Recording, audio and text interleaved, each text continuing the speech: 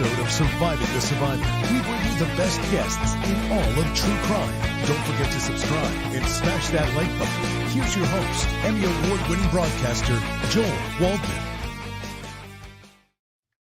What's up, STS Nation, and welcome to another episode of Surviving the Survivor, the podcast that promises to bring you the very best guests in all of true crime. And today we've got an eclectic panel for a wild case. Of course, it is all about justice for Dan Markel, the FSU law professor, murdered back in 2014. Turns out it was a murder for hire. The alleged triggerman in prison for life. The Latin King gang member cut a deal. Katie Magbanua, of course, she's serving a life sentence after having a possible plea deal slip from her hands. And then you know the rest of the story. Charlie Adelson convicted last November 6th of 2023, coming up on a year. And now his mother, Donna, the matriarch of the family, Donna Sue, was set to stand trial beginning right now. I was up there. I was in Tallahassee. Lo and behold, a last-second motion filed by Charlie's new appellate attorney, Michael Ufferman, who by all accounts is one of the best appellate attorneys in the country, said, hey, you're not signing any waiver of a conflict of interest. Bam, the dominoes start to fall. There's an emergency hearing at the Leon County Courthouse. I was in there with everyone else who was there. It was a sparse crowd for this part of it. And our collective jaws hit the floor when we heard that Dan Rashbaum, both Charlie and Donna's defense attorney, was dropping out of the case. Alex Morris, it appears, may be taking over, and the trial has been delayed possibly as far as till March or beyond, depending what happens with Alex Morris. Everybody has had a little bit of time to digest this. I must start with the law professor, and before we do that, let me introduce her. Jo Patuto, once a member of STS Nation, always a member of STS Nation, but also a best guest. She is the Richard H. Larson Professor of Constitutional Law Emerita at the University of Nebraska College of Law. I think she's been there since 1974. She's also taught at North Carolina, Chapel Hill, Oregon, Arizona, Rutgers, Seton Hall, and Cardozo, all amazing law schools. And she's here to break down the legal aspect. She was on the show previously. She's back. Dr. Daryl Appleton coming to us from Rhode Island. She is the innovative and modern-day doyenne of wellness. I love that. Look up the word. Since opening a consulting firm that bears her name, she holds an exclusive clientele of global business leaders and athletes. She holds a doctorate in education and also a licensed mental health counselor degree, and she knows the human mind. And another person that knows the human mind well, Tommy Scoville. He was raised in an upper middle class family. He skied professionally.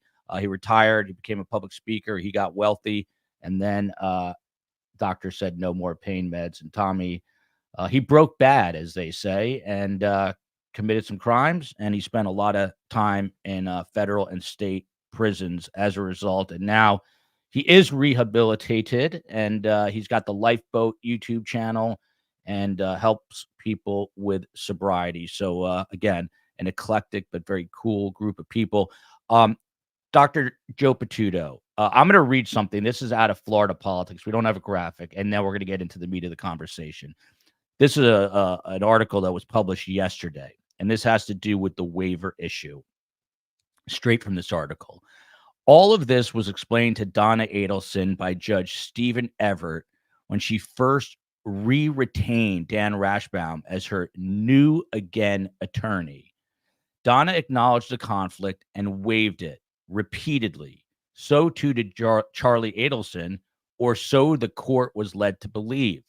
Dan Rashbaum insists that Charlie had given Dan Rashbaum his verbal waiver, permitting his sort of former lawyer to represent his mother in her trial. And that remained the case until, this was 2 days ago, September 17th, the first day of what would have been jury selection in Donna's trial. More than 100 prospective jurors were already in the courthouse when it was revealed that Charlie decided to revoke his waiver. Joe Patuto now had a little bit of time to digest this. How have you wrapped your head around it? I have, and I'm a night owl, so I watched some of the old videos. 2 in the morning. It was my entertainment. Um, I will say what we know now. Donna was willing to waive, still is willing to waive. She amazingly, even as of Tuesday, was willing to say she would be prepared to have what was an unprepared lawyer, admittedly unprepared lawyer, do the cross. So the issue in this is not Donna, was not Donna, would not have been Donna. The issue is Charlie. On Charlie's side, with regard to Dan Rashbaum, the lawyer, the fact that that waiver was not gotten in writing is inexcusable and inexplicable. But that has no impact on what happened on Tuesday, because he could have waived a written waiver also. What appears to have happened, giving the benefit of the doubt to Charlie, which is difficult to do, but giving the benefit of the doubt to Charlie, is the information on the basis of which he waived back in January, I guess it was, because Joel, by the time you interviewed Daniel Rashbaum, he said he had a written waiver from Charlie. I'm gonna play that. I'm gonna play that in a moment. Okay. That's from January, but go ahead. Yeah. But what it appears to be is two things. One, it was not an independent lawyer who did it, because Daniel Rashbaum was present. It can't be independent if the lawyer that is seeking a waiver is in the room. So the independence was also a problem. Again, that wouldn't have mattered because Charlie could still have waived. What seems to be more critical is, and now I'm reading between the lines, is the extent to which they were able to give him full information, or did give him full information on the consequences of the waiver to him. Now, it may be that they gave him full information on the basis of information they had in January. Again, you have to give them the benefit of the doubt here. But when the appellate lawyer enters the picture, he thinks there may be a viable, appealable issue coming from Charlie's trial. So now he informs Charlie about the consequences of giving a waiver to Donna to allow Rashbaum to continue. And the consequences now are more clear and more present and maybe more concrete than they would have been when he was informed in January. And on the basis of that information, he says he's not going to waive. Now, there's another piece of this. Everybody goes into this thinking the issue is the cross-examination of Charlie. At that hearing on Tuesday, the appellate lawyer said it's the representation. He's not waiving representation. At that point, then, Daniel Rashbaum cannot continue, and then we can talk about what happens with Morris and everybody else later. But that, in a nutshell, is where we are. That's great information. And my first question to you after this was going to be, and I think you answered it, could Charlie have rescinded a signed waiver, once this trial got going? Yes, and I've seen some of the comments who have said, gee, this was the worst time possible for it to happen. Not true. Time that would have been even worse if had the jury been impaneled and sworn, and now jeopardy has attached. And so an additional issue, if then he said everything crashed, because then an additional issue available to Donna was that it would be double jeopardy to retry her. I don't think that would have succeeded, but when you talk about time delays, that would have been an issue that would have had to have been resolved before another trial could be scheduled. So listen, we're going to rotate around the law here. And Charlie, did he go rogue? We're going to ask Tommy that in a moment, as well as the family dynamics. That's why we've got a former inmate, a law professor, and a psychologist. And please put your questions with the triple Qs, and I'll scroll down.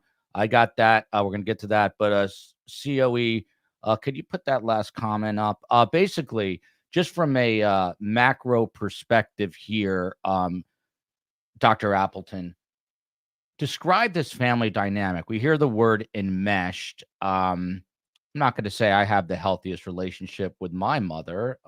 There she is, right there. So people in glass houses. But what is this relationship? How do you define this? Where they're all intermingled in each other's business? Enmeshed is a great way to describe it. There's no boundaries where one person, begins and the other person ends. We don't know. And in toxic families, we see this a lot. There aren't boundaries. There's this idea that, we're all a group until we're not. And I think that's an interesting piece of all of this, right? The group dynamic and the individual dynamic sometimes go head to head with each other. And at the end of the day, a lot of times in family systems, we see this broken dynamic where we try to break people down to fit the broken system rather than trying to fix individually and become better as a system. And I do think that there's a lot of instances, especially here, where we're seeing that individual traits are starting to shine through. And often in family dynamics like this, they will turn against each other because it's for the survival of the individual, not the family. And we're going to dig into that as well. Question from Mr. C to Tommy. What kind of reaction does Charlie get? And I got to be very upfront about this. You all know I'm fascinated by prison and my tremendous fear of it. So if Tommy gets a few more questions, that's why. Tommy, what kind of reaction does Charlie get when he comes back to prison from his trip to Tallahassee? By the way, when you leave, it really irks an inmate, right? Because they lose their bunk. So tell us about that and then what it's like to return. It's the worst thing that can happen to an inmate is getting pulled out, because what's going to happen is they're going to take all of your possessions and put them into a plastic bin, and it's going to go into storage. That storage is watched by inmates, right? They do the organization and stuff. So things disappear. Things get stolen, especially if you're not, this guy isn't going to be very popular anyway. So all of his stuff is going to be in jeopardy. He's going to lose his cellmate because they're going to put somebody else in that cell. It's just really upends your entire life. There's not much of a life in prison, but there's a routine, and this takes it away. As far as coming back, this guy's famous. If he was a regular inmate, if you get called out, you're a rat. I mean, it's a really hard thing, because when you come back, people are like, obviously you went out to testify at a trial. That makes you a rat. So you kind of have to be able to come back with a sheet of paper that says you got up there and said, I'm not talking to you, or chances are you're going to have to go to a different yard and start from scratch, because it's pretty cut and dry. You got on the stand, you're a rat. As far as inmates go, there's not much gray area. That's really interesting. Joe Patuto, on a separate note, we've got like 40 days left. Would you hop into the presidential election? Would you throw your name in the hat? They want to know. Only if I was assured I could win. Good answer. Well, you do it. If you won, would you take the office of the presidency of the United States? Of course, and I would do my best to fix everything. Really? That's amazing. And would you appoint me as Secretary of Defense, perhaps? I maybe make you my press secretary, but I don't think Secretary of Defense is in your wheelhouse. Oh, thank you. Oh, I like your decisiveness already before even being elected. This is amazing. Okay, little moment of levity. So this is Alex Morris to everybody. This is him from the press conference, impromptu little media gaggle where he spoke right after this all derailed. Let's take a listen. Adelson's attorney filed a notification that Mr. Adelson was notifying the court that he had an objection to Mr. Ashbaum conducting cross-examination of Mr. Adelson because of his prior representation. That expanded to Mr. Adelson's objection that Mr. Ashbaum continue representation of his mother. As a result of the objections, where there once was agreement, there are now objections. Mr. Ashbaum is withdrawn from the case. I'm going to probably play that again, but Joe Patuto, the part that, when I was in high school and I had to learn algebra, 2x equals 4, x equals 2. I know that now, but for 9 months I would say, but what is x? And my sister would just say, don't worry about it. Just go with it. But here I do not understand how Charlie has the influence of Donna's representation. Please explain that part of it. Because Charlie is also had been represented by Daniel Rashbaum. What Donna's trial is a collateral consequence of Charlie asserting his right to his lawyer not representing someone who might have an adverse interest. So yes, the effect is to have an impact on Donna's trial, but what he's asserting is his right to maintain the relationship he had with his lawyer so that his lawyer doesn't do anything in a new representation that may be of legal jeopardy to him. I mean, is this the mind-blowing part? Because this is obviously an issue even before I interviewed him, which I'm going to play in a moment. I know we've asked this question 1,000 times. So who does the onus fall on for not realizing this months ago? Again, I mean, can the judge be blamed for this? Can Georgia Cappleman be? Everyone's obviously, just destroying Dan Rashbaum, but is he the only one to blame for this? He's not the only one, but he's the prime actor here. We all should have known it. When I listened to those tapes last night, all of the commentators who looked and followed this, no one, at least the ones that I found, and if I missed somebody, I apologize, no one pointed to the issue that could come up if Charlie decided to revoke what everyone thought was his waiver. So we all went in. If you, I looked at something last night where the notice to Charlie that he was really on the witness list went care of Daniel Rashbaum, and that was in July. So that is the state sending to someone who hasn't been Charlie's lawyer since January. So everybody is operating in this kind of miasma of not thinking about it and not being clear about it.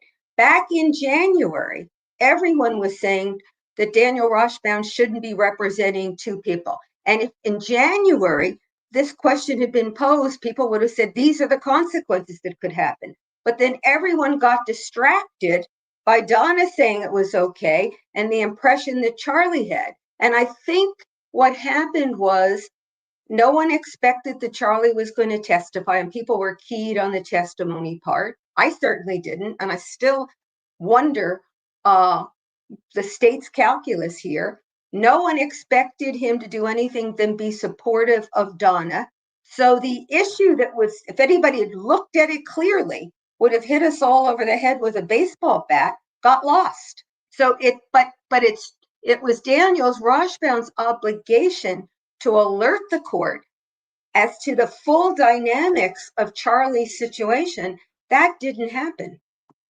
By the way, I think Joe Patuto just implicated me also, saying that I didn't. All of us. All the We're content all creators. sentient human beings. We all watched this. We all had all the pieces, and we lost track of the ball and got distracted.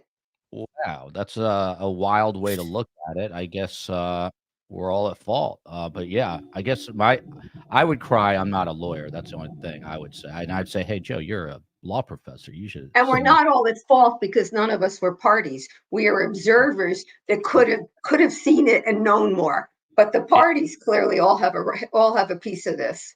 Yeah, just I, by the way, I'm usually 90 minutes behind the chat, but I'm at the bottom of the chat. If you have questions now, put them in the triple Qs. To Tommy here, do you think Charlie realized what his refusal to waiver could mean for his mom? Do you think he knew? Yeah, I think he did. I think the chances are his new attorney, the appellate attorney, is supposed to be really, really good. And I have a feeling that the professor's spot on. They probably said, there's an ineffective counsel play here, and this guy's got nothing. He hates his sister, right? They're estranged. There's not much left. I think this is his only play, and I wouldn't be surprised at this point if he would give a crap one way or the other. For real, I think he's probably realizing that this is the Charlie Adelson show from here on out. He's out in South Dakota, the middle of nowhere with nobody around and not a lot of support while his sister's sipping drinks on a beach. I think he's probably at the end of his rope.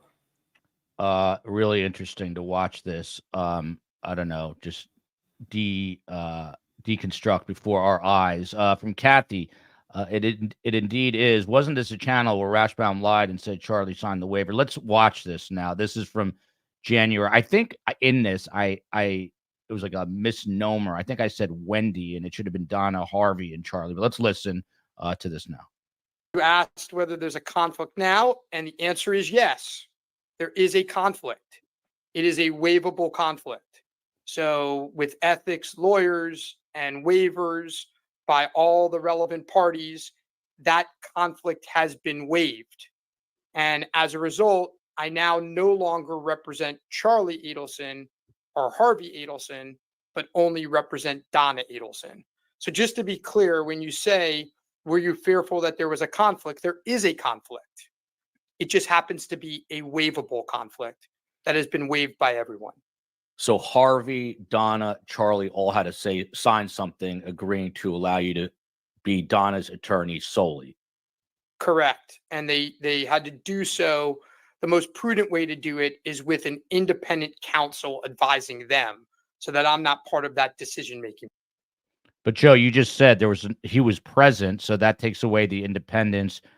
Just your reaction to watching that from January. I had no idea that this would turn into a big issue months later. Your thoughts? Well, my thoughts now are what my thoughts were then. He should not have been taking on a second representation. Absolutely should not have done it because of all the potential. But at the same time, I think everyone, if we were thinking about it, just assumed that Charlie's waiver would be fine. If you look at those two hearings, Joel, that were before the judge, where the judge went through with Donna, what she was waiving, no one ever mentioned Charlie. Never came up at all. It was just not. It should have been, but it was not on anybody's screen at the time. What do you attribute that to? Is that just group think? What happened there? Yeah, I think I don't know. Group think. Let me stay away from group think. It's just that I think I'll ask Daryl that one. Yeah, I think what happened was that the issue of the sequential representation, everybody had talked about it in January, so it receded. And then when it got closer to trial and the judge is asking Donna, do you waive? Do you waive? If someone had asked the question, don't you think we need to know for sure that Charlie had waived? Everyone would have said yes, but it wasn't at the forefront anymore. And sometimes it's hard when you've got even two balls when you're juggling, to manage to keep them both in the air at the same time as compared to watching one and forgetting there's another one that you need also to be playing catch with. From John S. here, question for Dr. Appleton. Does Donna Adelson now feel betrayed and maybe start pointing fingers at Charlie Adelson for a new defense? Wow, this is what I define as a family now beginning to cannibalize itself. How do you see it, Dr. Appleton?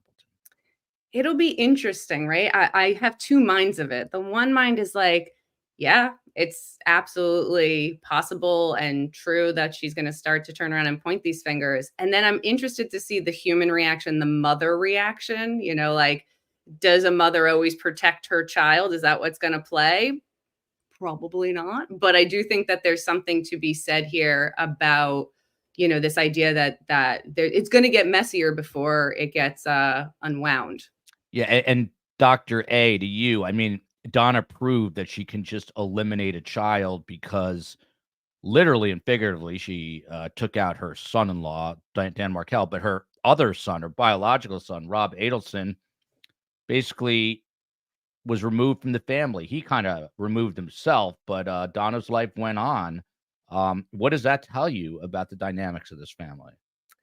I think when you have a narcissistic parent, they need people to manipulate and control. Without any audience, you don't have any control. So it'd be interesting again to see who gets pulled in, who gets pushed out. Like there's a power source that needs to be present in order for a manipulator, a narcissist to continue on down that path. How do I know if my mother is a narcissist, Dr. Daryl Appleton? By the way, she tells me that I exhaust her because I have a tendency to obsess. So I'll take that. But how do I know if my own mom is a narcissist? She's called me a narcissist, but how do I know if she is one? Is this a billable hour? Can I say Yes, yeah, please. I need some. By the way, I'm not allowed to bring it up, but someone brought it up that they just bought the Audible version of Surviving the Survivor, the same title as this podcast. It's a book. My mom's a Holocaust survivor, hence Surviving the Survivor. And 10% of it is her Holocaust story. 90% is her yelling at me and giving life advice. And it is a book I guarantee you will change your life. It's available on Audible and Amazon. Go ahead, Dr. Appleton. I think, when we have narcissistic parents, at the end of the day, they need something or someone, again, to control, because they don't have that control over themselves. Your mother's probably a lovely woman, right? I think I refuse to say a bad word about her. But I do think that when we're talking globally about narcissistic parents, it can get very dangerous, capital D, because we do see things like this. I can do whatever I want and get away with it. I am justified because I feel justified. And I tell people all the time, feelings are real. Feelings are valid. Feelings are not facts. And if you operate that your feelings are facts, you get yourself and other people into trouble and dangerous situations. I'm about to open up a Pandora's box, but I was going to cancel because I was covering the Donna Adelson trial. Great Scott, it's a true crime Phil with Phil Waters, America's most respected detective, and Scott Duffy, retired FBI. But I'm back, so we're doing the show tomorrow at 5 p.m. And I was going to dive into Diddy. Is Diddy done? Do you guys want me to do that, or should I stay 10,000 miles away from that? Let me know in the comments. And by the way, Tommy Scoville is following that case really closely, and Tommy said it's game over for him, but we'll maybe get maybe we'll get Tommy on next week. That's a whole. We need Daryl back for that one too, and probably Joe Patuto. To Joe, does anyone believe Alex will not last now that Rashbaum is gone? I always felt like he had one foot out the door, and I'll play some more sound from him in a moment, but maybe I'm misreading it. I mean, if I'm the judge and I'm no legal mind, trust me. By the way, this is nothing rings more true than this. I spoke to Phil and Ruth, texted with Phil, and they're agonized. It's horrible. Like, they've got to now be in a holding pattern, and it's the ripple effect of victims. Joe, what was I just asking you? Because I forgot, but you can answer it. The question was whether Morris will stay with the case. Yes, thank you. Yeah, that has two parts to it. One part is his inclination. And I think he may have mixed feelings about this. On the one hand, I think one instinct would be to get out of Dodge as fast as possible. But the other instinct of a good defense lawyer is the responsibility to a client, and not walking away and leaving a client with no representation, particularly a client who had such a close relationship with the lawyer that she just lost. The other side of it is the legal ethics question. And that's more complicated. Certainly the safe answer on the legal ethics side would be for the judge to say that Mr. Morris can't defend, that third party that came in for 2 minutes the other day can't do it, and a whole new team should come in. But I do think, and I would be interested, as you have guests going forward, to hear other lawyers on this, I do think there is an argument and a path for Morris to stay on the case. The law with regard to representation of clients says that if you're in a law firm and you are conflicted out, so is everybody else in the law firm. Nobody can do it. But there's also a second step there that says if a new lawyer enters the firm and is completely boxed out from any information that may have preceded it, that the new lawyer may be able to proceed and represent that client. So if you analogize, Rashbaum would be the law firm, the old law firm, and Morris, who comes in saying he's got the complete firewall, would be the new lawyer. And so I think there is an argument there, coupled with clearly that Donna wants this trial to go, and she's got a speedy trial right that would come into it. But in sum, the safe thing from the perspective of preserving the trial from appeal on this issue would be none of the lawyers that have had touched it should be part of it. I'll tell you this. If I was in law school, I would want Joe Patuto to be my law professor. So I'm taking notes, and I got a follow-up question. But first, from Alan Coleman here, I'm going to throw this to both Tommy and Dr. Appleton. Tommy first. Unlikely, Tommy, but what is stopping Wendy now trying a similar escape as her mother to Vietnam or a non-extradition country? Not enough evidence to hold her, but maybe on a no-fly list. What do you think is going on with Wendy? And I have absolutely no information on Wendy. It's just a gut instinct for me that they have more on her. It's just a sense I get. And, Tim Jansen keeps making the point that they need Wendy to explain some of Donna's behaviors so they wouldn't arrest her. I'm just going to go out on a crazy limb and say maybe something happens before Donna's trial. But Tommy, what about this flight risk? What's going on with Wendy behind the scenes? My gut would be that if she tried to board a flight to Vietnam, that she'd get the same response that her mother got. I don't think she's as free to walk about the planet as it might appear. I think that I think there's probably more.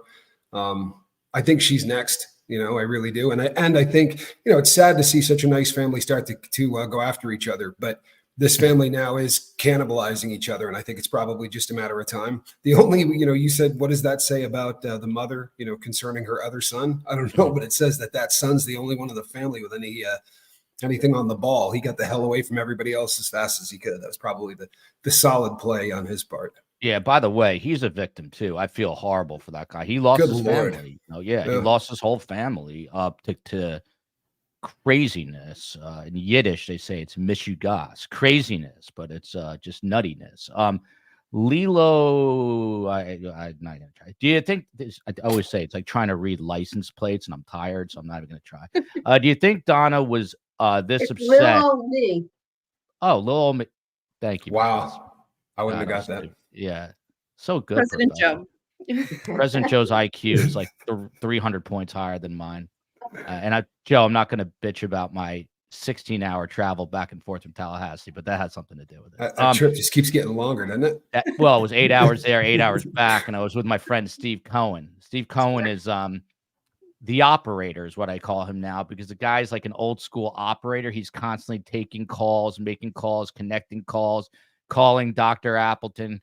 Guy's good at what he does, but it involves a lot of phone calls for 8 hours each direction. He's the best at booking guests. That's why we got the best guests in true crime. I love Steve Cohen. I love me some Steve Cohen. Go blue and get me my Zingerman shirt in Ann Arbor, Steve. Do not forget that. Do you think Donna, Dr. Appleton, was this upset when Robert, her actual son, walked out of her life? Crazy reaction to losing Rashbaum. She did break down on the stand. Not on the stand, at the table, at the defense table. COE, I don't know if you have that. If it's easy to pull up. It wasn't like, she couldn't catch her breath, but she was obviously visibly upset and crying. So your response to this question, Dr. A. I think it's interesting because at the end of the day, a self-serving person will only care about themselves. It's not about the person walking out of their life. It's about how it impacts them. And at that point, my defenses crumbled, or I am losing, my son. It's not what have I done? How do I repair this? With the family member, it's how could they do this to me? What does this mean for me? And what we see with that level of self-centeredness, again, if that's happening or not, but with people like that, we start to see that, again, it impacts them and not, it's not about anybody else. So this is what we call in the news business B-roll right here, and you're going to see Donna getting a little upset. By the way, the guy, if you don't know, next to her on her left is Adam Commissar. He was supposed to be he was like this third-party attorney. He's a Tallahassee lawyer that was supposed to basically come in and explain to Donna what was going on. He sort of, to me, seemed like a fish out of water there. It was an uncomfortable position for him, and you can see Donna there getting sort of more upset as we go. CO, if you can just bump up Daryl here. Yeah, I want to. Oh, you put up a different comment. From Cookie Puss, would love to know if Dr. Appleton thinks this whole lack of accountability from the Adelsons is a genetic trait or something that is a learned trait, nurture versus nature. What do you say? I don't think it's genetic. Usually we see family systems break down with intergenerational trauma. It's a learned behavior. Our brains will acquiesce to the environments that we grow up in, and we choose at some point whether or not to be a part of that system or to continue to be a part of it. So I'm sure if we looked back in the history, there has been manipulation, there has been tactics, there has been this Again, like, you know, I can get away with whatever, and I'm sure it's started small and it grew. It didn't start out with murder for hire. There was other things that were probably very apparent in their rhetoric, in the way that they interacted with themselves, other people. And a lot of time people don't see that because of facade. They're really good at putting the facade. Everything's good. We're okay. Look at how great things are. Look at our card, our holiday card. Isn't it amazing? But behind the scenes, things like that tend to happen. Again, not every family with a great holiday card is like that, but I have seen it be a little bit more of the nurture side, rather than they're born that way. By the way, I'll chime in on that. My dad, my beloved father who passed away, still can't process it, but maybe I'll talk to Dr. Appleton about that. Anyway, he was a psychiatrist and he believed in free choice. And he would always quote Jean-Paul Sartre, who said, "The only choice you do not have is not to choose." So my dad would break things down very simply. And he would say, this was a really bad choice on the part of the Adelsons. He would definitely not say it was genetic. There's free choice. And these guys made some really horrible choices. To Joe Patuto from Treasured by Tiffany, I still think David Oscar Marcus, had a hand in this. He's Charlie's first attorney. He did not want to come to this trial. Bet he called Ufferman. They outsmarted everyone. You think there's any credence to this, Joe Patuto? No. No, there you go. Simple answer. There you go. Bill Davis did super chat again for Professor Joe. For those who think that Charlie might flip on Wendy, wouldn't that put him in a bad position in terms of his appeal? Seems he'd have to admit to being involved in the conspiracy to say Wendy was a part of it. That's a great point. Great point from Bill. Joe, break that down for us. Yeah, that's true.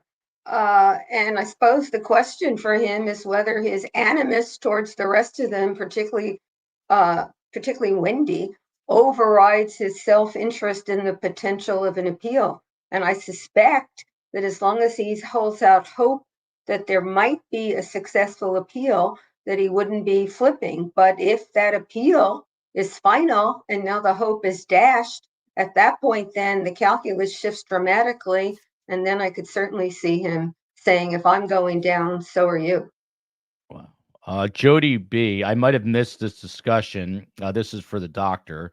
Do you think it was like losing another son to Donna when Rashbaum did that, considering they were speaking so many times a day? He said that they'd become so close. That's an interesting point. By the way, Jared Ross, not just an impression that Charlie had waived conflict. Rashbaum said he had. We now know that's either a half truth or a full lie. Good point, Jared. But this is Donna there. That's an excellent, sort of psychological point.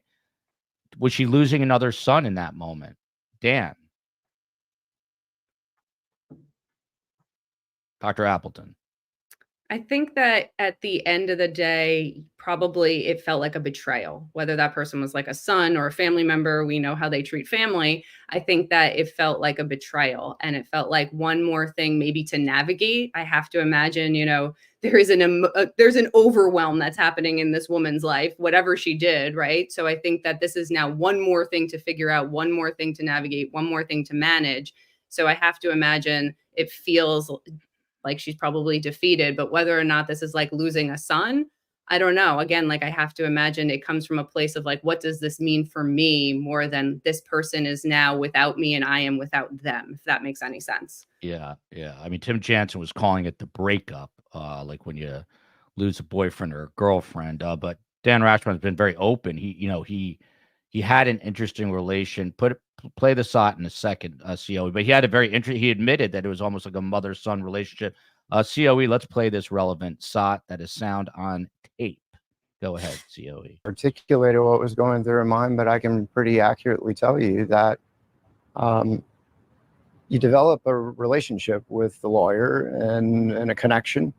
The recognition that that connection is going to be broken, and how am I going to go this on my own without you, is absolutely a feeling that a client has. And it's distressing, stressful. The whole situation is stressful in the first instance. But she understands and put one foot in front of the other and get the case to a jury as quickly as we can. Tommy Scoville, I'm curious your reaction to that. You've talked about it publicly. You actually married your defense attorney, so you had an unusual relationship. But I did. what is it like, when you lose your counsel and you're in a holding cell awaiting trial? It's horrific. And I think that, the relationship, she's really in an odd spot, right? Her favorite child, by all accounts, is now banished to South Dakota, where there's nobody around. She can't talk to him. There's no connection there. Wendy, obviously, that's gone. This is the only person in her life, right? There's not really anybody else that she's got any kind of access to. It seems to me, anyway, as if this person was her entire world. And I think the doc nailed it, right? I don't think that it's even, am I going to be missing this person or anything else? It's what's going to happen to me now. Now there's nothing. Now I'm really alone. But it happened to me. It happened to me 2 days before sentencing.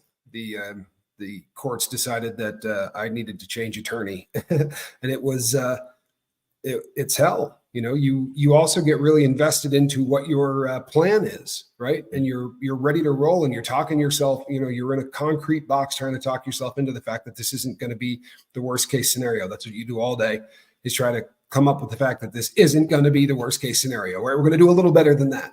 And when they yank your attorney, or your attorney gets yanked or walks away, it's hopelessness in a really big way. But she killed her son-in-law, so I'm not, I'm not feeling too bad for her. I can't feel too bad for her or Charlie at this point. They deserve what's their comeuppance. Lindsay Shea, another question for Tommy. I told you I picked the questions because I'm fascinated by this. What is Charlie's day-to-day life in South Dakota? Do other inmates know why he was transferred? And let me add something to that, Tommy. While he was actually, you may have sent it to me, but while he was either transported or in Tallahassee, he still is, I think. But the prison where he was went on lockdown. What was that about? I mean, and talk to us about this. They rarely will tell you why a prison goes on lockdown, right? But that they did. They're on a lockdown for an indefinite period of time, which says you're not getting any visits. You're not going to get phone calls. They're probably only getting out 3 times a week for showers. It's an ugly situation to go in or out of. Everybody's usually in a pretty bad mood with that kind of stuff. As far as his day-to-day there, I got to assume that he's in a protective custody unit, right? Which does not necessarily mean that, you're safe, because gang dropouts and drug dealers who get in trouble with other drug dealers, all of these people have to go then to someplace else. So there really isn't a yard just for people like him. Right? There's a yard where everybody that doesn't fit in general population ends up. And there are people who on Monday were killers, right? And now on Wednesday, they're in protective custody. It doesn't make them any less dangerous than they were on Monday. So I would imagine he spends a lot of time looking over his shoulder. That's kind of the reality. And the people he's surrounded by are going to have really messed up cases. They're probably not going to be the people that you want to talk to. These are people that hurt kids, women, things like that. Those are the people that end up in these special needs yards. I would imagine he spends a lot of time to himself, or if he has found somebody that he can talk to, they probably spend a hell of a lot of time together, because I can't imagine he's got a ton of friends. What's the name of the guy that watches the shower while you shower? What's that guy called? That's your ace deuce. That's the guy that watches your back. So when you go into to shower, it's obviously it's going to be the most dangerous time for an inmate. If somebody wants to throw that curtain open like Psycho, right? There's not much you can do to defend yourself standing there with shampoo in your hair. So you have a guy that wears boots and sits right out in front of the shower in a chair to have your back. Chances are he doesn't have that friend. COE, if that ever happens, just get me cyanide immediately. It's game over for me. Madam Know-It-All. Joe, this is an interesting question. So during this little news conference, Alex Morris said the word plea negotiations, the phrase plea negotiations. And the question is, do you think there is something happening because Charlie, Katie, Luis are all still in the Leon County Jail? We can ask Tommy about that too. I think it takes some time to get them transported, so that might be part of it. But what did you make of the fact that he used that phrase, plea negotiations? Well, I take him at his word that he's going to explore with the state whether there's any arrangement that can be made on behalf of his client, that will, any sort of deal that they can make for her. Um, I don't think he's going to have much success unless she's willing to give up Wendy. Can't imagine anything else that they would take from her, but I think he's going to explore it. And prior to this, it was unlikely or impossible to be explored because Rashbaum was both Charlie's lawyer in the past and Donna's lawyer now. And the idea that Charlie could have waived his opportunity to keep his lawyer from making a deal that creates more legal trouble for him seems to be impossible. Joe, Wouldn't have been able to happen. yeah, this is an interesting question from Angela. How does something become case law? They're asking, will this case now be cited moving forward? What happens is most criminal cases are appealed, and appeals in most states end up with a written opinion. And the written opinions are then what you would call case law. When you have a case subsequent to it, and you're looking for something that supports your argument, you go through all those written opinions to see if you can find a case that looks like yours that had a decision favorable to your client. So that's what they're doing. Often there's case law on either side. Frequently there's nothing that's on facts that are even close, so you're extrapolating and making argument.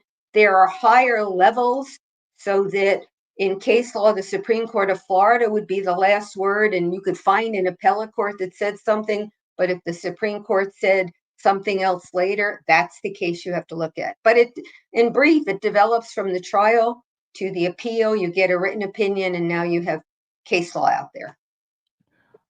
Amanda Hronek here. I think that Charlie Adelson, Dr. Appleton, for the first time in his life, is out from under the thumb or control of his mother and is thinking for himself with help from a good lawyer.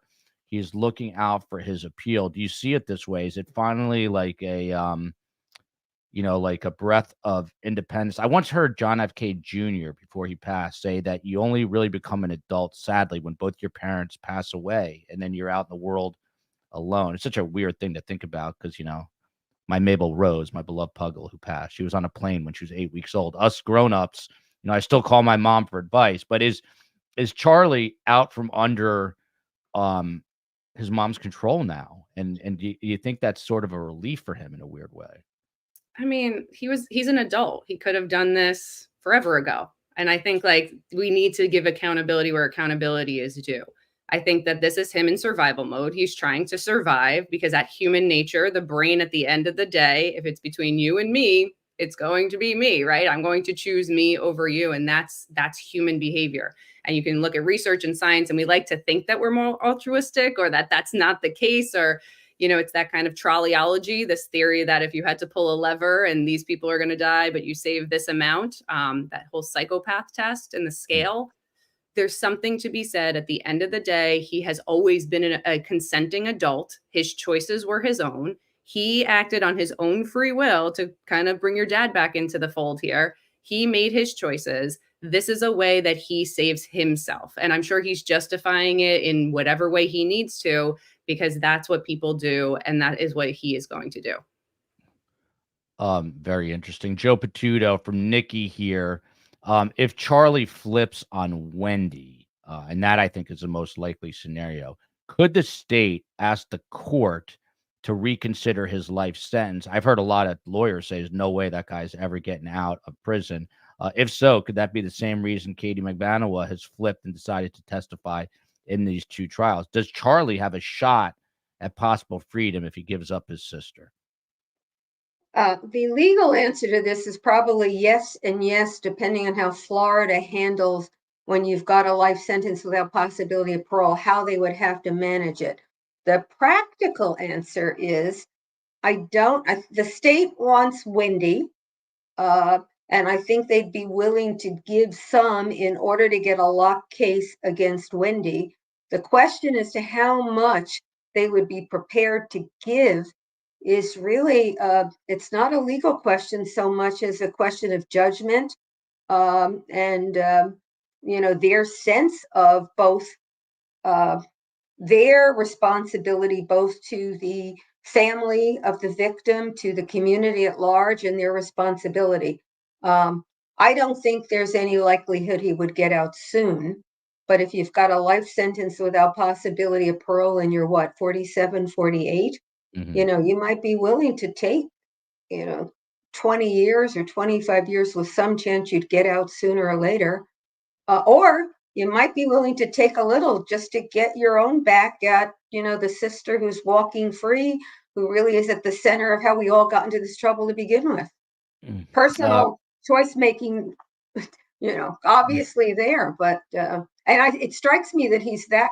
I'm not the psychologist here, but it strikes me that if he's that kind of person, that there would be some benefit to him of making sure, she gets her just due too, and he's not suffering alone.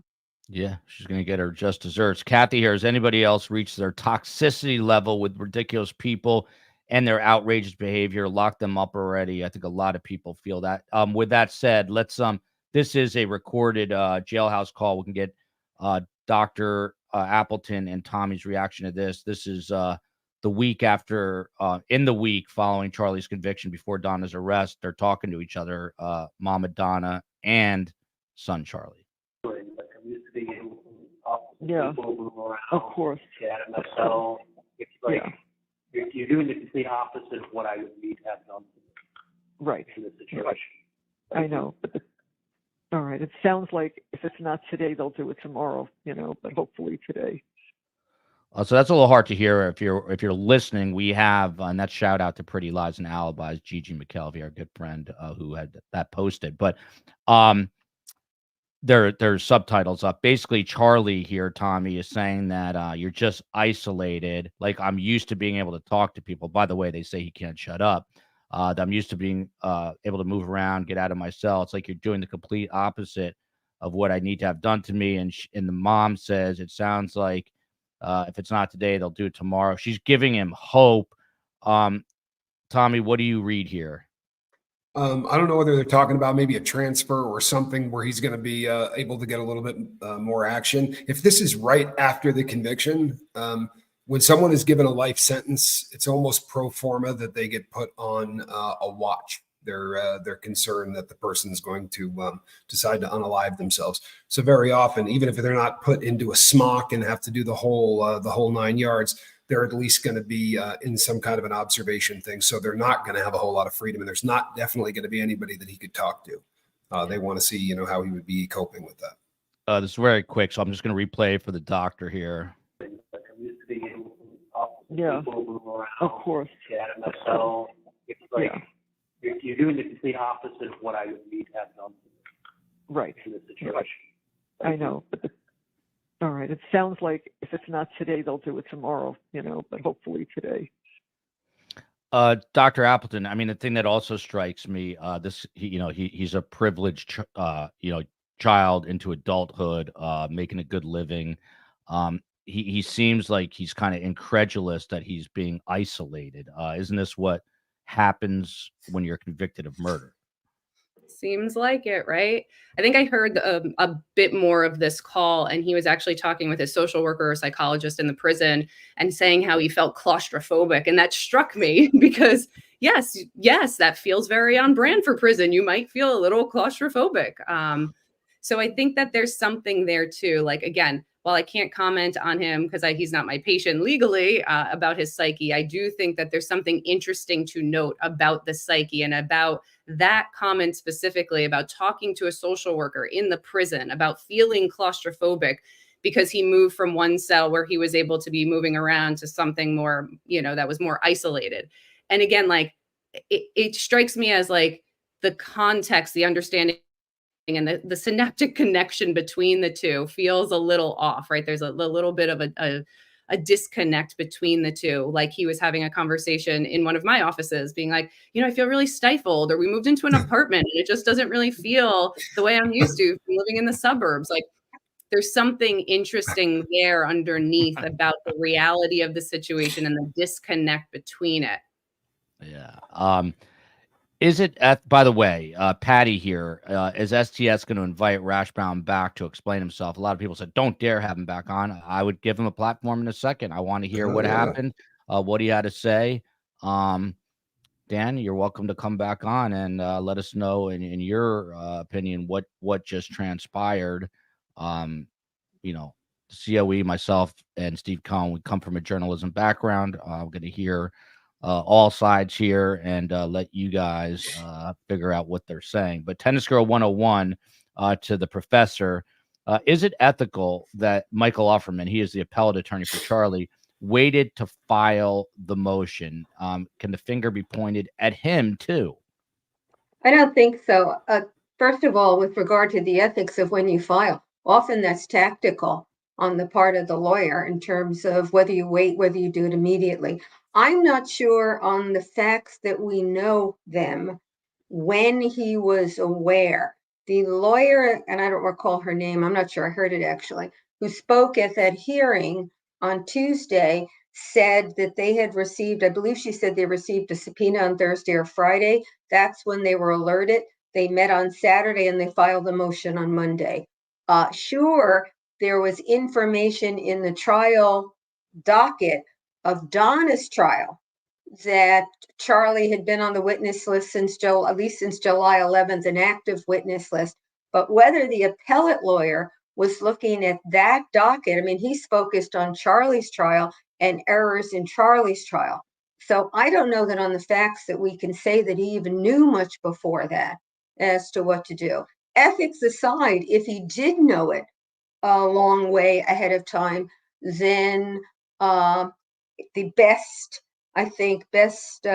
picture of lawyering is that he would have alerted the court as soon as possible, even though he technically was not a party in that hearing. I just think it's good practice for lawyers. This is a question for you too, Joe Patuto, because it brings up an interesting point from LB. I understand the prosecutor's strategy with co-conspirators, but 4 trials seems hardcore to put the Markells through in the interest of justice. No, people have brought that up, obviously, and I spoke to Ruth, and she's having a tough time. It's not easy to go through this, as is Phil, and I'm sure Shelley also, Dan's sister.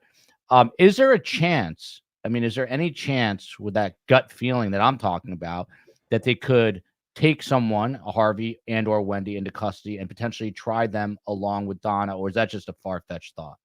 There's always a chance. It's very difficult for me to answer because I do not know what the full, evidence is that they have against either Wendy or Harvey. And their calculus has to be, we can go now and risk it because we don't have enough evidence. I do think that after Donna's trial, and I've said this, they should definitely just charge everybody, because at that point, I don't think there will be any other evidence that's out there. They'll have everything they can have. But I don't, I can't answer it because I just don't know what the calculus is that led them to do it. It's very hard on the family, but it's really from the perspective of the state 3 trials, because one of them was a mistrial and a retrial. So in that sequencing, if they'd gotten the conviction against Katie in the second trial, Donna would have already happened, so they would have been further along. But there's no question that the impact on the victims is terrible, and I'm sure that the prosecutors are weighing that, but they're weighing it against what they think is their best chance of getting convictions against everybody. From Barley Hops here, by the way, Nancy Grace apparently is calling Puff Daddy Cuff Daddy. But Nancy doesn't know that he switched from Puff to Diddy. How dare she? Love. Yeah, Joe brushed over a very important law that none of the guests are referring to. He in Florida has 1 year to negotiate his sentence, then done. I think that time might be up around December 31st. I remember that date. Please get on a lawyer who will discuss COE. Joe Patuto, this is true. He has a deadline. Is that right?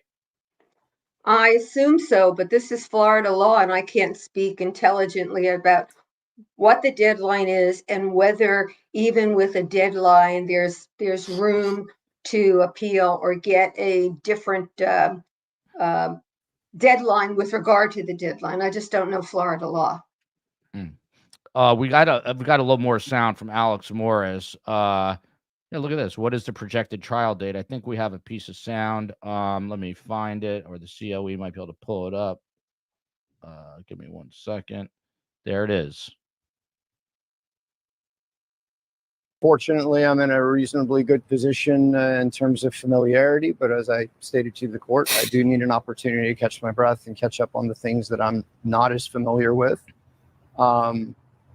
So me personally, I don't think there's a huge learning curve to it. For another lawyer just to pick it up and figure things out, there's more of a learning curve. This case was calendared for trial relatively quickly in the big picture. It's a 2023 case at the end of 2023, but it's roughly 9-10 months after arrest, which is abnormal. So I would think that by the time that the matter gets to trial, it would be a normal passage of time, if you will. When do you think that the trial would occur? Discussions have been had with the state that sometime between November and January, early February. So we're working on a calendar right now. Joe Patuto, they're working on a calendar. Keep in mind, he mentioned plea negotiations, but I think he said November, beyond November into the spring. What do you think is a realistic time frame for a possible trial here? Well, if he stays on the case, I believe him with his estimate. If he is off the case and a new set of lawyers come in, you're talking about a felony murder trial. They know nothing about it, and they can't get any information from anybody who's out because of an ethical conflict. So they're going to have to hit it new. And then, I mean, I don't know. It seems to me that felony murder trials usually take 18 months to 2 years to go. So hopefully that won't be true, but. And obviously, there's a constitutional right to a speedy trial, and her trial just got delayed. What does that mean legally, Joe Patuto? What does the Constitution call for? What has to happen with Donna? I mean, does she have any say, in terms of the time of the calendar itself? Well, she can trigger under, I don't know what the Florida statute, deadline is, but there's statutes in most states in which the defendant can trigger, and that is start the clock running with regard to when a trial has to go. It seems to me that's a risky thing to do unless you're sure you're ready. In any case, and in this case, more so, particularly if she ends up with new lawyers, because to do that, I don't even know where you would go from there, because it seems to me you'd have ineffective assistance of counsel claimed. I mean, I know that a lawyer would take it under that. You've got to be ready to go in 2 months if that's what the trial says, if that's what the speedy trial right says. I want to play another recorded jailhouse call. A COE, I see two that say isolate. Can you play the one that we didn't play already, please?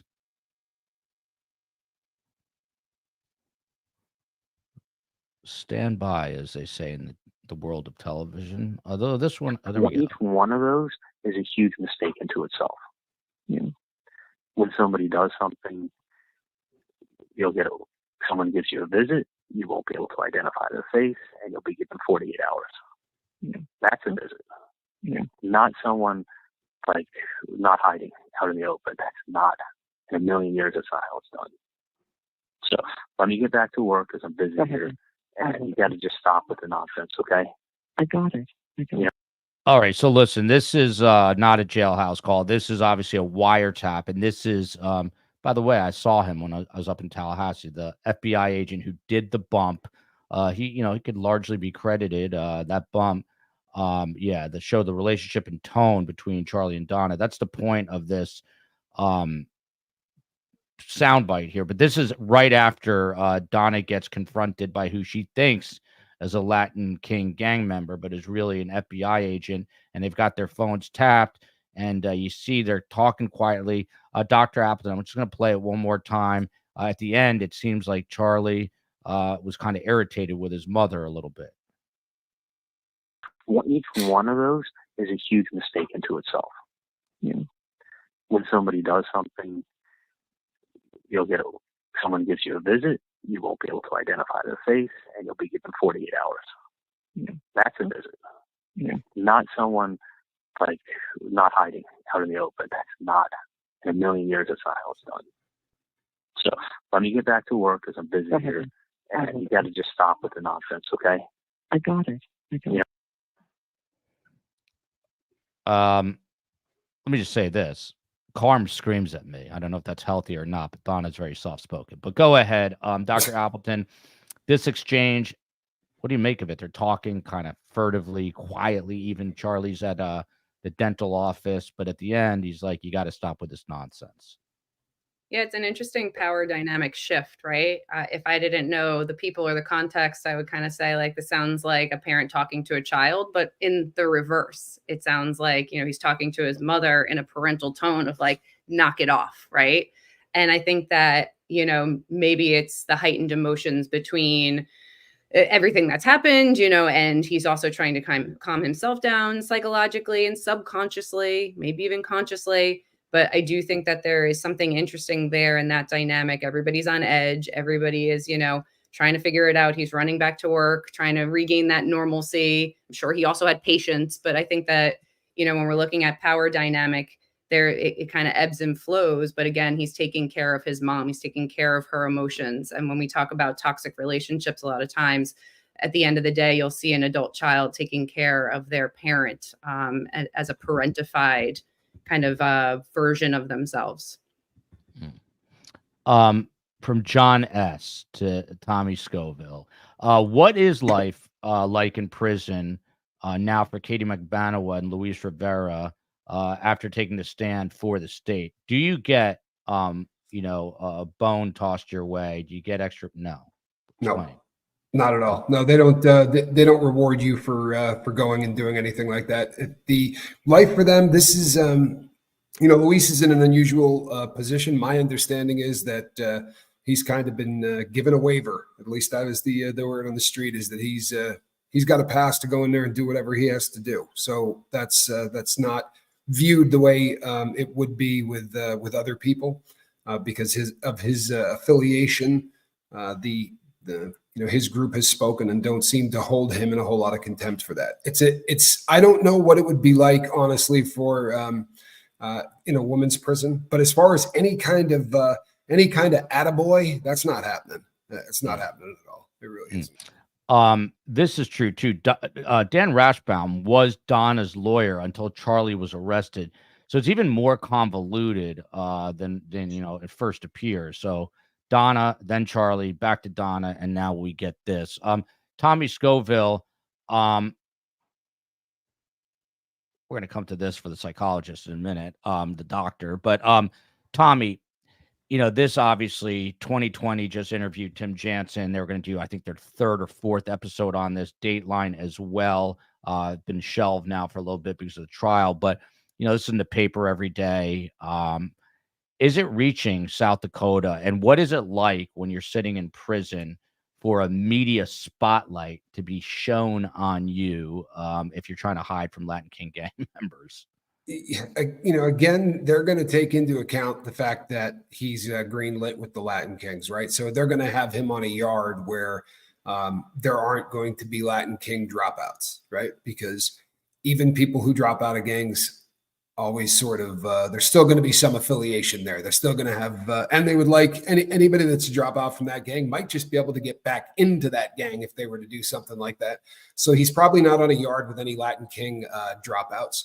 I would imagine that that's something that, that they're trying to do to protect him. But it was one of the worst calls in history.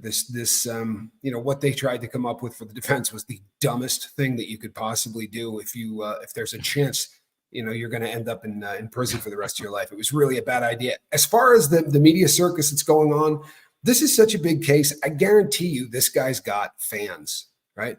And I guarantee you he's got a bunch of them, right? Men and women who are writing to him, telling him everything that is going on anywhere. He's probably got a bunch of mail like that. There's a really large group of people out there that are fascinated by people on the inside. And you get a ton of mail from strange folks. And I would imagine with the notoriety that he's got a bunch of people that are trying to keep him well up to speed with what's going on.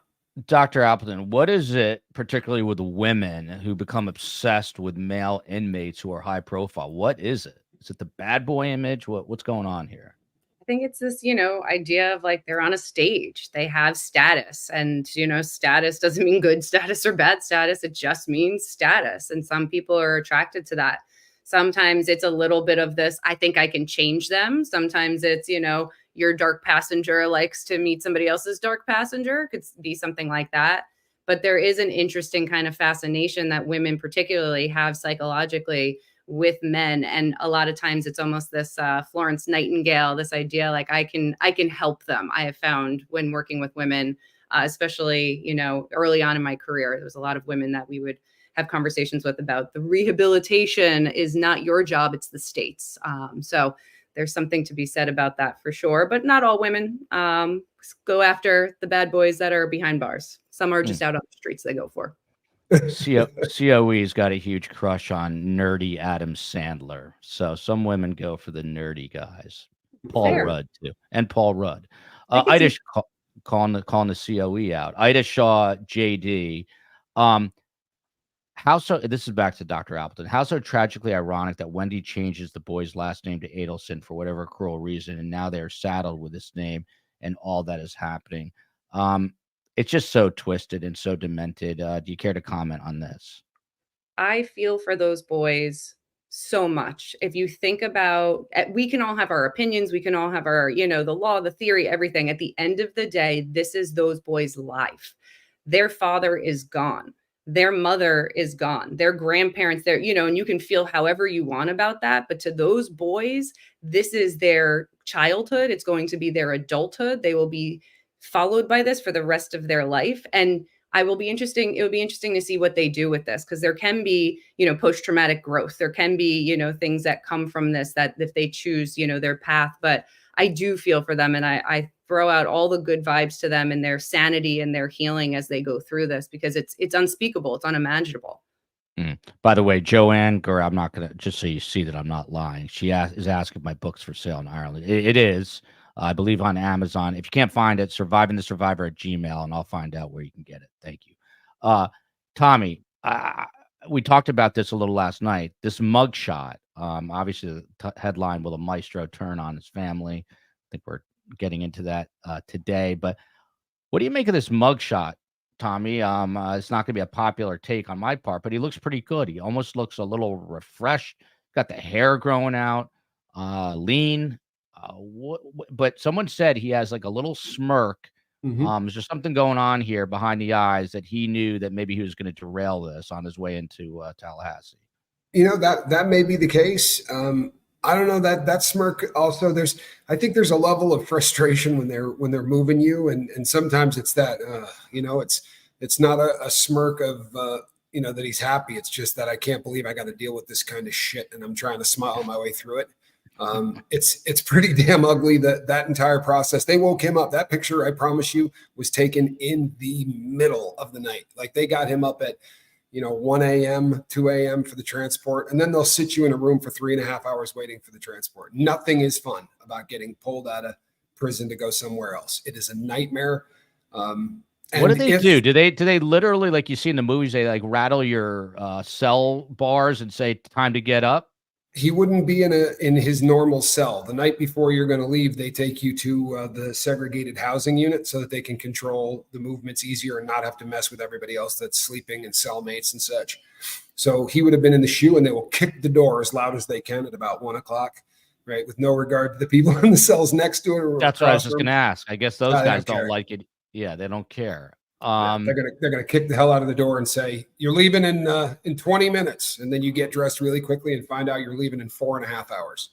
Right? I assume you don't get to hop in the shower and mousse up your hair, I guess. No, not unless you can do it in 4 minutes. Wow.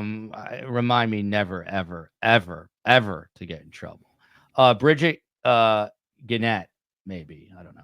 On a scale of 1 to 10, Joe Patudo, how much do any of you believe that the state will eventually be able to convict Wendy, and on what charges? This is your wheelhouse, Joe. You've been vocal that you think she needs to go down. Does it happen? Scale of 1 to 10.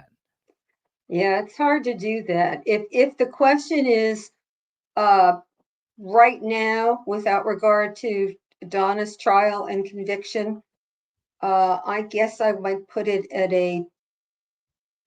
maybe a 7 if Wendy, well, she's going to testify, so I guess I would put it at maybe an 8 on a scale of 10. If Donna is convicted and then it goes and Wendy testifies, I would probably put it at a 9.5, because I think Wendy will be a terrible witness and will be maybe the best witness the state will have. That's really interesting, and we're going to see how it plays out.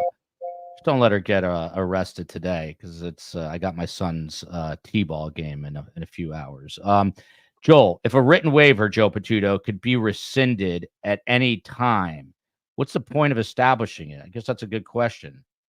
Yeah, in part, it's people don't typically give a waiver and then willy-nilly rescind, so they do have some impact. In part, it's to assure that the lawyer Hey, Joe, does Joe, it. hang on one sec, because it looks like we're getting some breaking news. COE, can we pull up CTV? Is that possible? It looks like Jack Campbell, the district attorney, is about to hold a news conference, and if we don't get it live, we're going to play it back for sure. We're also going to put it on our Patreon page. The COE can get you a link. She's putting everything into our Patreon page, which is a way to support the show. It will be there. But COE let me pop the COE in here. She's probably working on it. COE, you're live on Surviving the Survivor, the show that you're watching right now. Any way to get CTV live on this? Just like in real life, being ignored. Hang on. She's probably working on it. Here we go. Work, like you said, has been done to bring this case to trial. Jurors were summoned. There were witnesses transported from other states. Can you kind of talk about what the burden that this placed on the court and the community? This is an extraordinary case. We had literally hundreds, 150, I think y'all know, were coming in the morning. So we're 600 people were summoned for potential jurors for this. Like I said, for at least the last month, Georgia and Dugan had spent pretty much continuous work on this case, as well as all of the witnesses were getting spun back up, as well as secretaries and victim advocates and administrative people. And, a lot of people, it has been done on the bump and the audio recordings. We were bringing in AV experts so that we could set that up. Court administration had done extraordinary things, trying to get 3G set up. You all in the media have to coordinate your press. All of that, there's a tremendous amount of work that goes on behind the scenes, and all of that was ready to go. And while, yes, there's a financial cost to that, more significantly to me is the emotional investment, because we recognize here, Georgia and Sarah Catherine understand the weight of what the issues they're dealing with. I think the judge certainly understands the weight of the defense.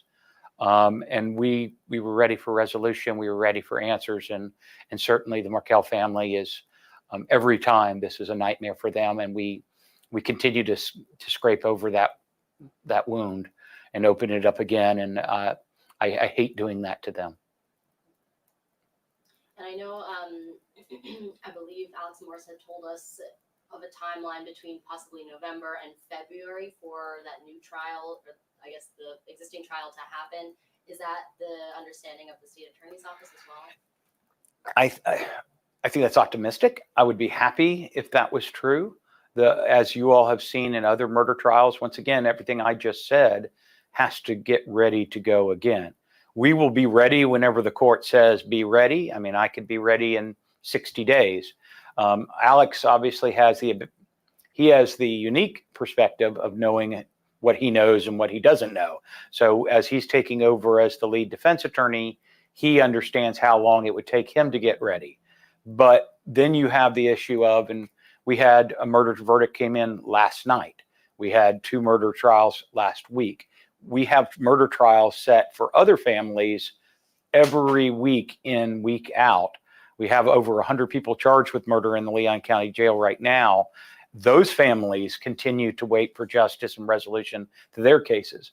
And so as important as the Markel case is, we also have to have it coordinate once again with all the witnesses, with the court, with the prosecutors.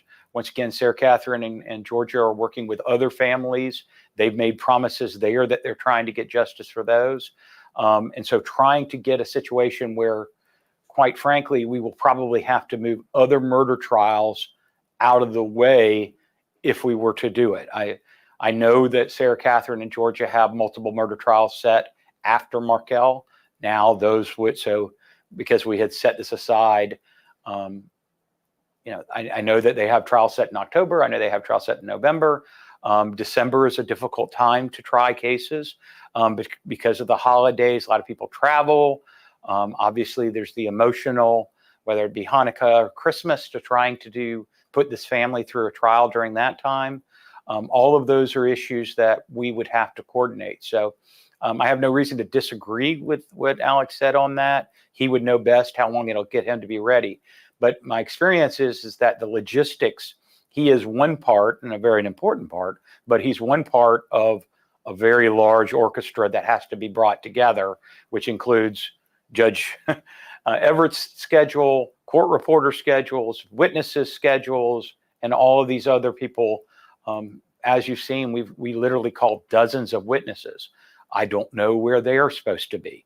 And we cancel people's vacations on a regular basis, but it's a lot to ask.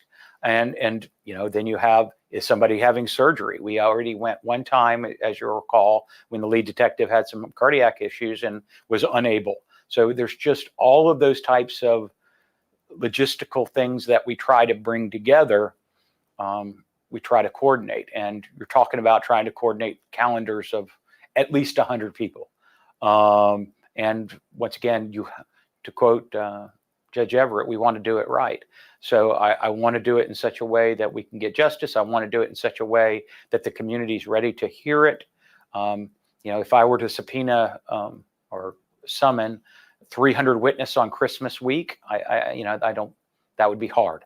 So I think it could easily get past the holidays, and from there, I just don't know, because once again, we have these other trials, and where all of these attorneys will be ready, it's hard for me to speculate.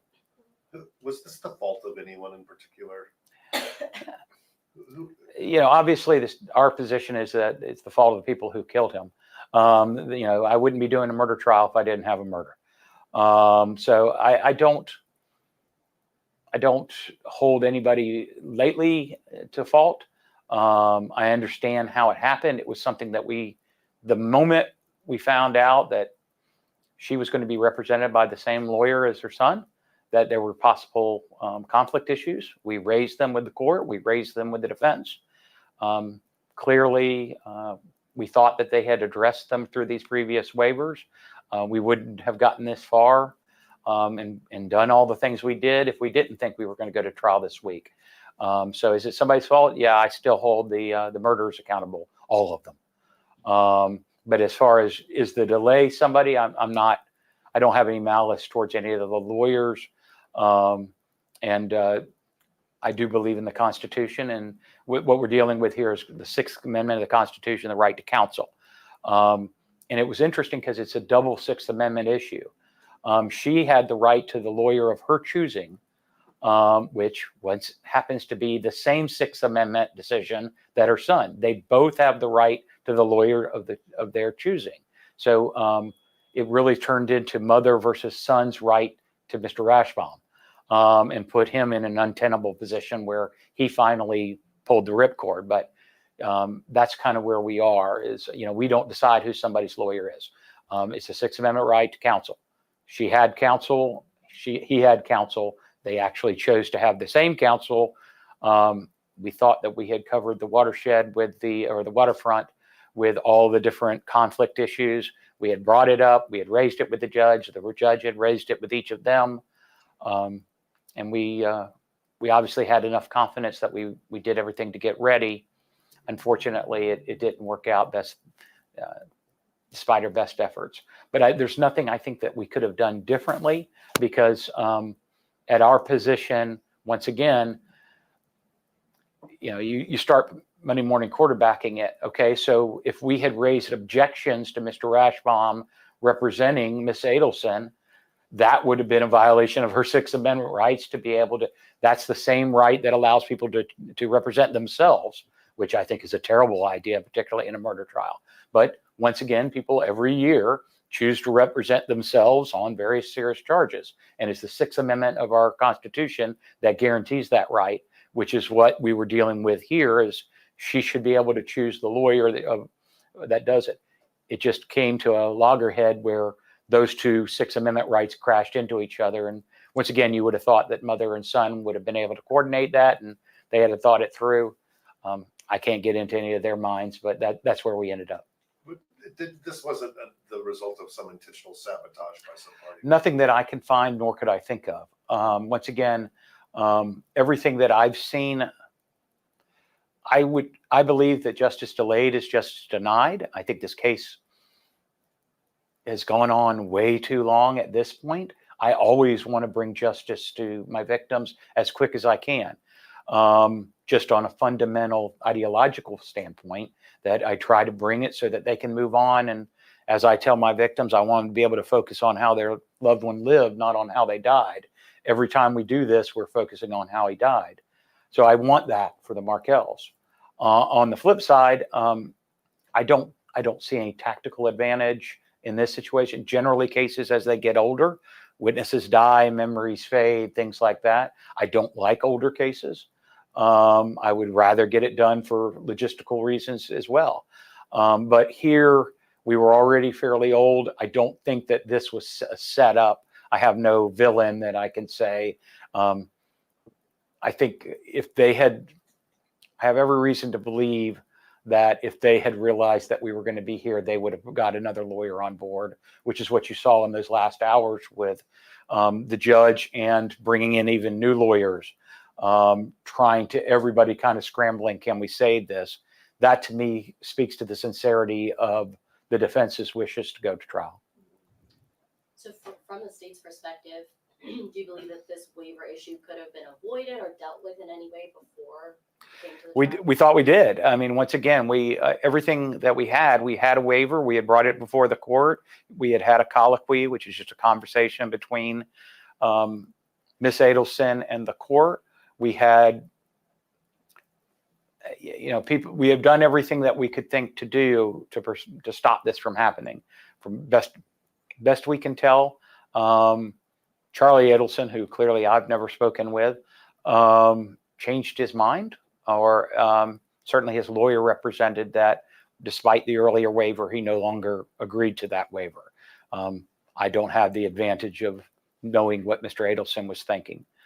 So while I blame Mr. Adelson for us being here in the first place, I can't speak to why he changed his mind or why he withdrew the waiver. I know you spoke to the emotional impacts that this continuance has had on the community, as well as folks that work here for the state attorney. Can you kind of speak to, I know we said cost doesn't matter, but about how much all of this will cost to kind of push back? Yeah, we're tens of thousands of dollars. We're calculating it now, but you had people who, everything from flights to like I said, the audio video people I bring in, very advanced. We don't normally have headphones for every juror. We do in this case. We don't generally have the courtroom set aside for this many weeks. We did in this case. So there was an extensive amount of effort internally. I've been involved in a lot of trials. I've not been involved in anything bigger than this one. Georgia Kappelman is one of the best trial attorneys in America. The amount of effort that she and Ms. Dugan, Sarah Catherine put forward, Jason Newland, who I think you all know, I mean, they lived this case, not just for a week, but for months and months. They planned their very lives as travel and to get themselves, to me, it's similar to the Olympics. They plan every 4 years for one race that will last 10, 15 seconds. That's not unlike what was done by our team, is that they had been planning, getting ready for this case in that type of intensity so that they could give the best effort. And And I know the judge was bringing that same thing. I know the defense was going to bring that same effort. I know that the 12 people, whoever they're going to be, who are the jurors, are going to bring that effort. This is an important case for this community. We are literally being watched by the world. I think it's a wonderful example of the fact that we have a good criminal justice system in this country, because I'm getting contacted. I get emails regularly internationally about the way this case has been investigated, the outstanding work of the Tallahassee Police Department, the outstanding work by the Florida Department of Law Enforcement, the outstanding work by our prosecutors. And so I'm very proud of the product that we have. I'm very proud of the people, the team that we have. Financially, yeah, it's going to be tens of thousands of dollars, but it's really the emotional cost of how often people can get to that level of preparedness, emotionally and physically and intellectually. She's great, but I just rather not have to redline her quite so often. When you say costing tens of thousands of dollars, is that the court's expenses? No, that's this office's expenses. The costs are going to be more. The court would be more than that, but I'm talking about the state attorney's office. We have the burden of proof, so we are the ones who most of the evidence and witnesses we call, and so most of that has been done by this office. And just like you would assume, it's a lot like a duck. What you all are seeing is what's on top of the water. We're paddling pretty hard underneath the water. And so, there are flights, there is travel, there are hotels, there are 100, depositions. There's a lot of work that's done that isn't seen in the courtroom, getting things ready. And once again, that has been done over the last 3 or 4 months. Certainly through the summer, we've been getting ready for this trial that was going to begin here in September. Got to ask about Wendy and Harvey. Mr. Morris mentioned after court on Tuesday that with him taking over as lead counsel and Mr. Rashbaum leaving, that it could open the door to plea negotiations or negotiations with the state. Sure. Mr. Morris is a great trial attorney. I think if he says that, I look forward to it. Once again, there's a reason why plea negotiations are supposed to be kept confidential, and so I'm not going to speak as to it at all. I can tell you, we probably 99% of the cases this office handles are resolved through some type of negotiation. So we're willing to negotiate and talk. Have no fear. Nothing will be done without consultation with the Markel family. So there's nothing secret that will be done. We don't talk about it because, candidly, for negotiations to go back and forth, the law requires it to be confidential on both sides. So if he wants to begin negotiations, I would love to do negotiations. We negotiate on the overwhelming majority of our cases. I look forward to talking to him about it. Once again, Ms. Cappelman would be the point on that, but I'm sure I will be consulted. But there's nothing secret that's going to happen where this would be. And I think the fear of a lot of people watching this interview or reading your paper, if there was a negotiation, it would all come out before it was finalized. So we would notify the media, the family would know, and there's no secret deal. Everything will eventually come out, but it begins in earnest through conversations back and forth. And so that would be just like we don't tell y'all while we're investigating a crime what our evidence is. We eventually show you our evidence in trial. That would be same with a plea negotiation, just like anytime y'all come and see us pleading a case out. The terms of the plea are all discussed. The family is consulted, and we'd be able to talk about it. But it's way too early at this point to anticipate if the negotiations will go anywhere and what any terms would be. That would be speculation at this point. And I heard that interview and watched it and was interested when I saw it. And so I look forward to talking to him. I've worked with him for 20 years now. I trust him when he says that that's an effort that he would like to take. Sounds good to me. But candidly, Ms. Adelson continues to have her Sixth Amendment right, so she may hire a totally different lawyer, or she could fire Mr. Morris. I don't know what she's going to do. And so I've learned over the years, don't count on anything until it's final. And so that's where right now, everybody, I think to use his word, he's regrouping. My guess is that she is too. We certainly are. we'll take the next step when the next step gets there. I know that yesterday when I checked the roster, Katie, Charlie, and Lewis are still in the Leon County Jail. I know you don't have authority over the jail. Do you know about how long they'll be there? So we don't talk about jail transports. You're right. I don't run the jail. The sheriff does. But we specifically, even if I did know, and they're not going to tell you, is for obvious security situations, just like the old movie. If we told you what day he's going to be on I-10, that would put that jail in jeopardy. So there's 0% chance of us telling you, yeah, we're flying him out at 4:54 on Delta, such and such, because we wouldn't want to do anything that would allow something to compromise security to him or to the people that are guarding him. And so same with her and same with all these other witnesses. Logistically, it's more complicated than you can imagine. Prisoners are moved all over all the time. Singles are not the preference, I think, for finance. There's usually a bus. So it's not just them. It's whether they're going from this location to that location, and you're coordinating with prisons. So not only is it secret, it's fairly complicated. So I have no idea. It gets to be a financial and a logistical issue on when they would actually move them. But they will be moved before the trial. As far as they don't have to move them, but I certainly would assume that they would move them because for a lot of reasons, we don't need them here. And so it gets to be a financial decision on when they do that. With some of with the federal situation, you actually get into some legal issues concerning when the U.S. Marshals wants to take them things there and who's paying. That's why I was kind of getting. I mean, you have one prisoner that's being held in another state, so he's clearly South Dakota, and that gets into an agreement between the Florida Department of Corrections and the South Dakota Department of Corrections, or whatever you call it there. You obviously get between the U.S. penitentiary system and the Florida Department of Corrections for another. And then once again, Katie is in a Florida prison, so that's a little bit easier. But once again, you got a lot of different moving parts, and each of them would be unique. But for instance, they're all isolated from each other, so that makes it even more complicated. I can't put them on the same bus. So things like that. And then you have, male, female, I got to separate them. And so, I mean, like I say, it gets more logistical than you can imagine. And going back to a possible plea, are you able to say whether the state has previously ever offered Donna a plea?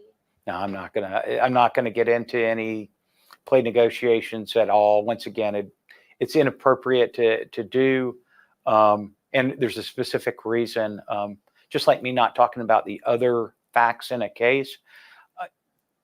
The part of the rationale for plea negotiations, and I'm making something up, but if I had somebody charged with a crime and you all heard that he had agreed to plead to some tremendous amount of prison, people might infer that there's no way he would plead that unless he knew he was guilty. And so I don't want to say or do anything about plea negotiations that would possibly bias a future juror by saying, oh yeah, we're on the cusp, or, there's no way there's going to be negotiation the other direction. Hey, that means the state doesn't really believe in their case. It can go both ways on that. And so for those reasons, it's inappropriate for me to kind of get into the details until it's actually locked down, because once again, it's going to take a lot.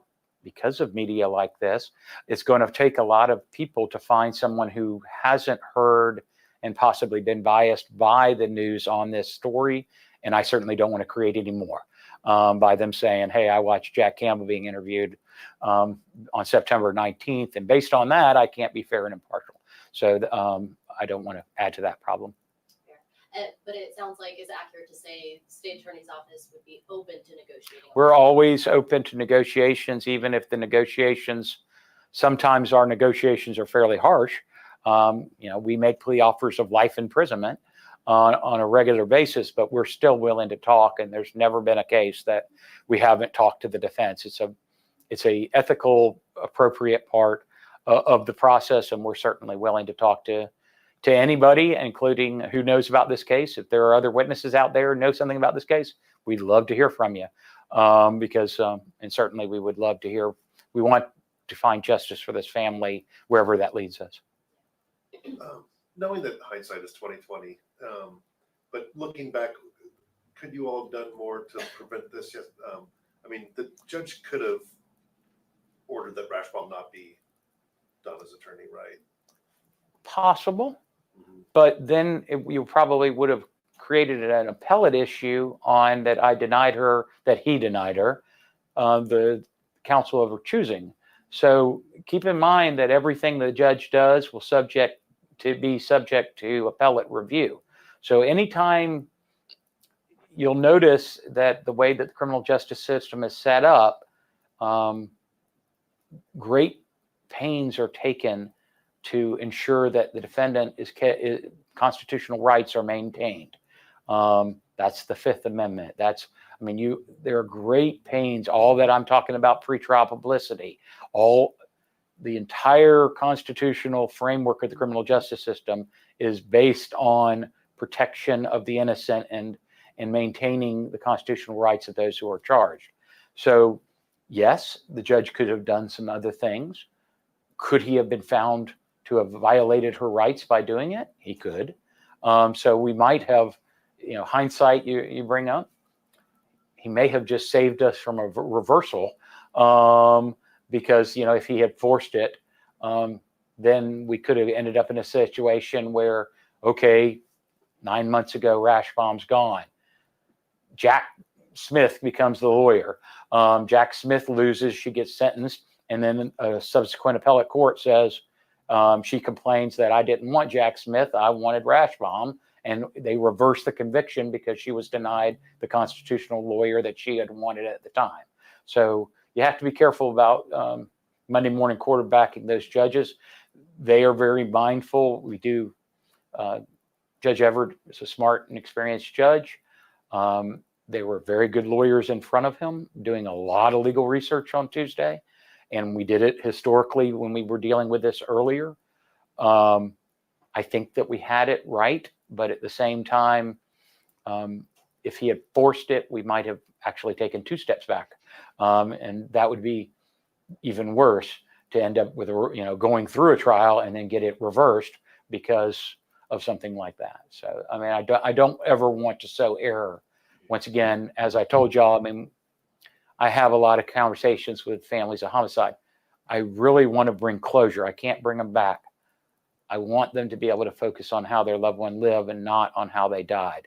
This process is all about how they died, which is generally the worst thing that's ever happened to these families. And so I would rather close that chapter, and finality is important.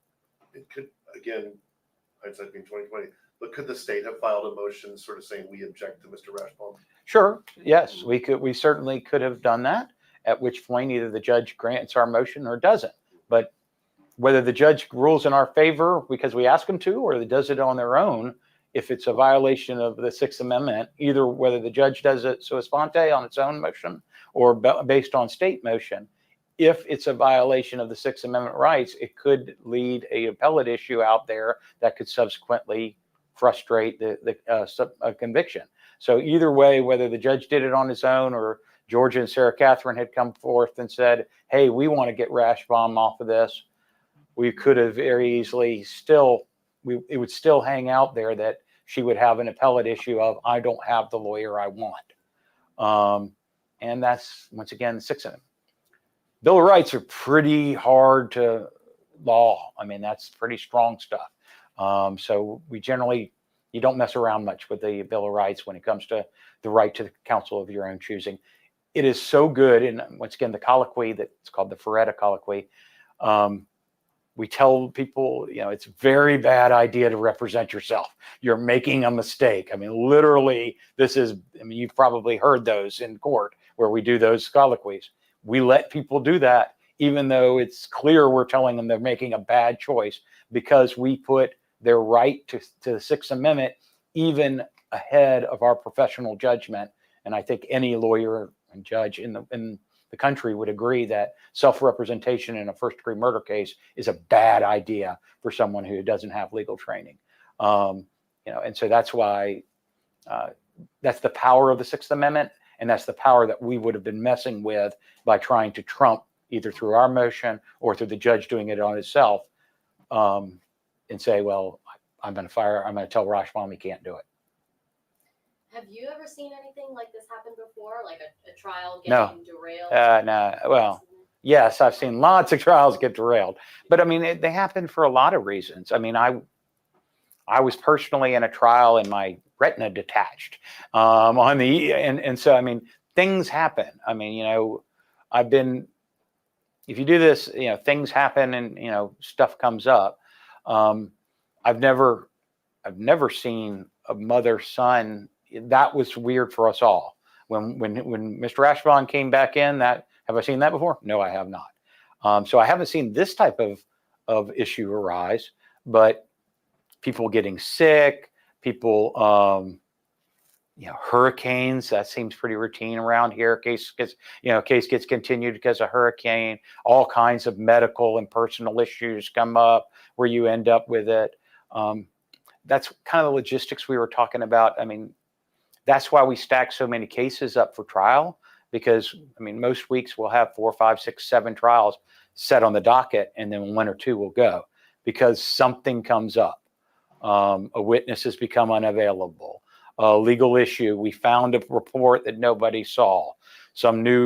Those types of things. Yeah, that happens, unfortunately, quite a bit, because in today's, particularly in a case of this size, I mean, the amount of information that we have now is gigabytes. I mean, multiple. One of the things we did, we had to get our standard laptops can't hold all the information that this case entails. So I'm literally had to take and clean out one of my IT's laptops that had a big enough server and to handle all this information and prepare it. So, I mean, when you're talking about that volume of information, I mean, that's a good example of the logistics that we're dealing with here. I mean, my computers couldn't handle it. So you got a lot of moving parts, and that's what I mean. It's a testament to the intelligence of Sarah Catherine and Georgia on the fact that they can keep all of that in their head, that they're overdoing the computers. But, you know, that's a lot of moving parts. So if Corbett got into a car crash, that would be an issue for me. I'm not hoping, but y'all know that Corbett's a pretty big witness. If the guy who did the bump, you know, he's literally in hiding, you know, we bring him out. If somebody goes and starts because of another case he did, and we're to start trying to hunt him down, that would be a big to do. If my judge, this is now the 3rd judge that, keep in mind, that we're dealing with this case. I mean, Judge Hankinson, of course, is now passed. Judge Wheeler was on it. And now, I mean, my 3rd judge, another thing that could happen. I mean, like I said, I can't think of all the different, you know, like I say, hurricanes, all kinds of things that we see where the best laid plans, where I've seen big trials get continued at the last hour. So it has happened before that it would, you know, happen on the day of jury selection. Sure.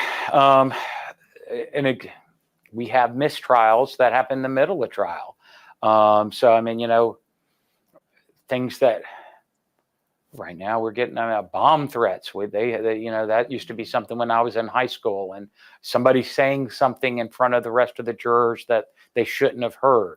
That's often probably the most common type of mistrial we get is, you know, I met him when we were in prison. Motion for mistrial. You know, we got it because they weren't supposed to know about this. So yeah, there's lots of different things we plan. You try to do best laid plans of mice and men do sometimes go astray. You try to do it. So yes, I mean, everything from, and the biggest thing is always comes down to the people. And there's just a lot of key people. If Everett couldn't go, it would take a while to get a new judge. Kappelman couldn't go, it would take me a while to get a prosecutor ready. If Sarah Catherine couldn't go, I've already replaced one. We had a different prosecutor no longer works here who was on the first trial. So, but Sarah Catherine is a integral part of this team. I wouldn't be able to just slap in another prosecutor.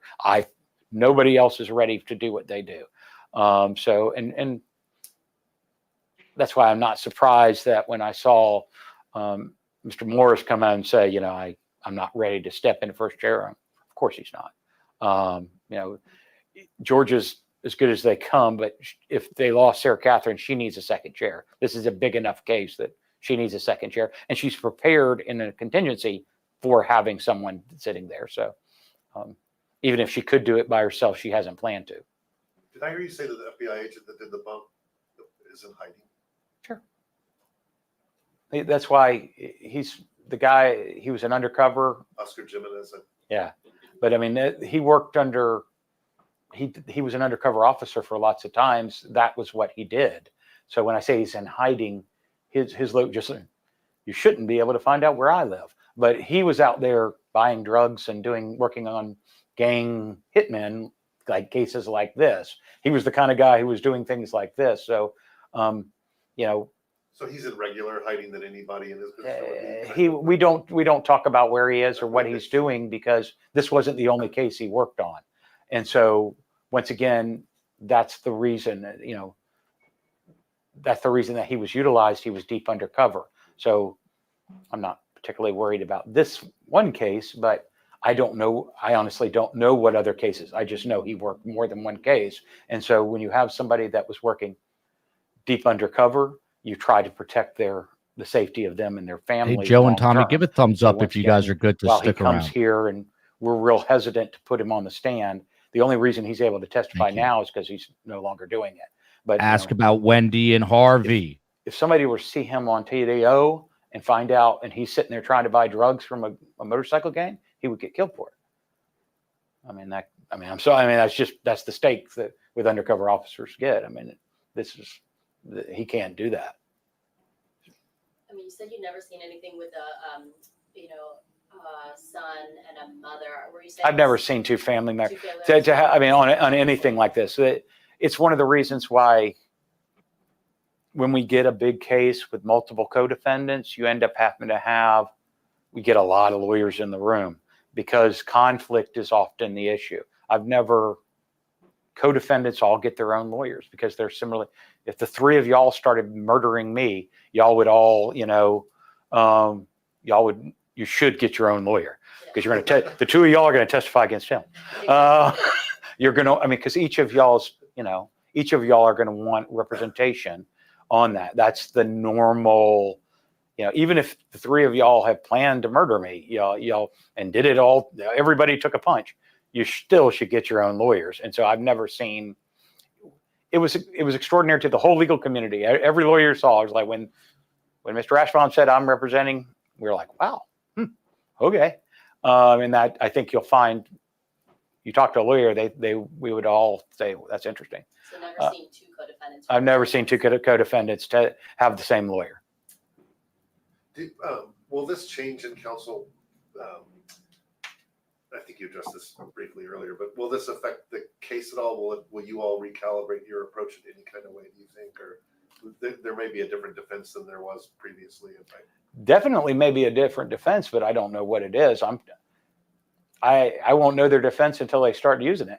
And so we're prepared for a lot of different contingencies. And so we were prepared for the last one. We'll be. It's nice to know who you're playing against. I mean, like any other thing, like you and I play tennis. I know we've got a strong serve. I have a weak backhand. You're going to play me differently than somebody else. Georgia had done a trial with Mr. Ashbaum, so I had an understanding of what Mr. Ashbaum does. You've seen female lawyers in this case, defense attorneys. You've seen male defense attorneys on this case. You've seen that, so yes, everybody's different. I'm not going to say better or worse, but everybody is unique in their style. But certainly the defense they could incorporate could be different. So we're studying and making minute by minute decisions, which is part of the reason why we weren't going to get locked in on whether or not we could potentially call him as a witness. When Georgia said, is Charlie going to be a state witness? I'm not going to commit one way or another because I don't know what's going to happen. I don't know what questions they're going to ask. I don't know what other witnesses they're going to call. Right. I think I heard her say that they were planning to have him for rebuttal, but you never know. But you never know. And I mean, that's almost every time I do a trial, even after I've called a witness, I say subject to recall. because, once again, three of y'all murder me. If they start blaming you, I'm gonna want to put you up there and say, hell no, they thought it was their idea. But I won't know that until they start throwing you under the bus. And so I've got to have the flexibility to move, particularly with the defendant's statement, which we don't know until they're on the stand. We can't take their deposition, Fifth Amendment, right? So we don't know what the defense will be until they raise it. And the first time we start seeing that is in opening statements, but you can even tell some stuff by the kinds of questions they're asking on jury selection and the kinds of, who's on their witness. There's nothing that we're not watching and trying. And it's a pretty big chess game. For the record, we're not going to murder you. I appreciate that today. I appreciate that, but it's nice. It's easier for me to do hypotheticals. So, how can they not ask about Charlie and Wendy and Harvey? Right, good. Once again, you're good. You got some background in one. All right. Yeah. No. I don't know. I said I'd love to know. I'd love it if it go in November. God, they'd be happy. When do you think? After February, then you think spring or summer? Yeah. Usually I tell people that the normal murder right now is going to cost a fast one is a year. This is right. Alex told you all that the other day. Right. It's like y'all got to recognize this is 10 months since we charged them, which is extremely fast. Right. The murders we just tried.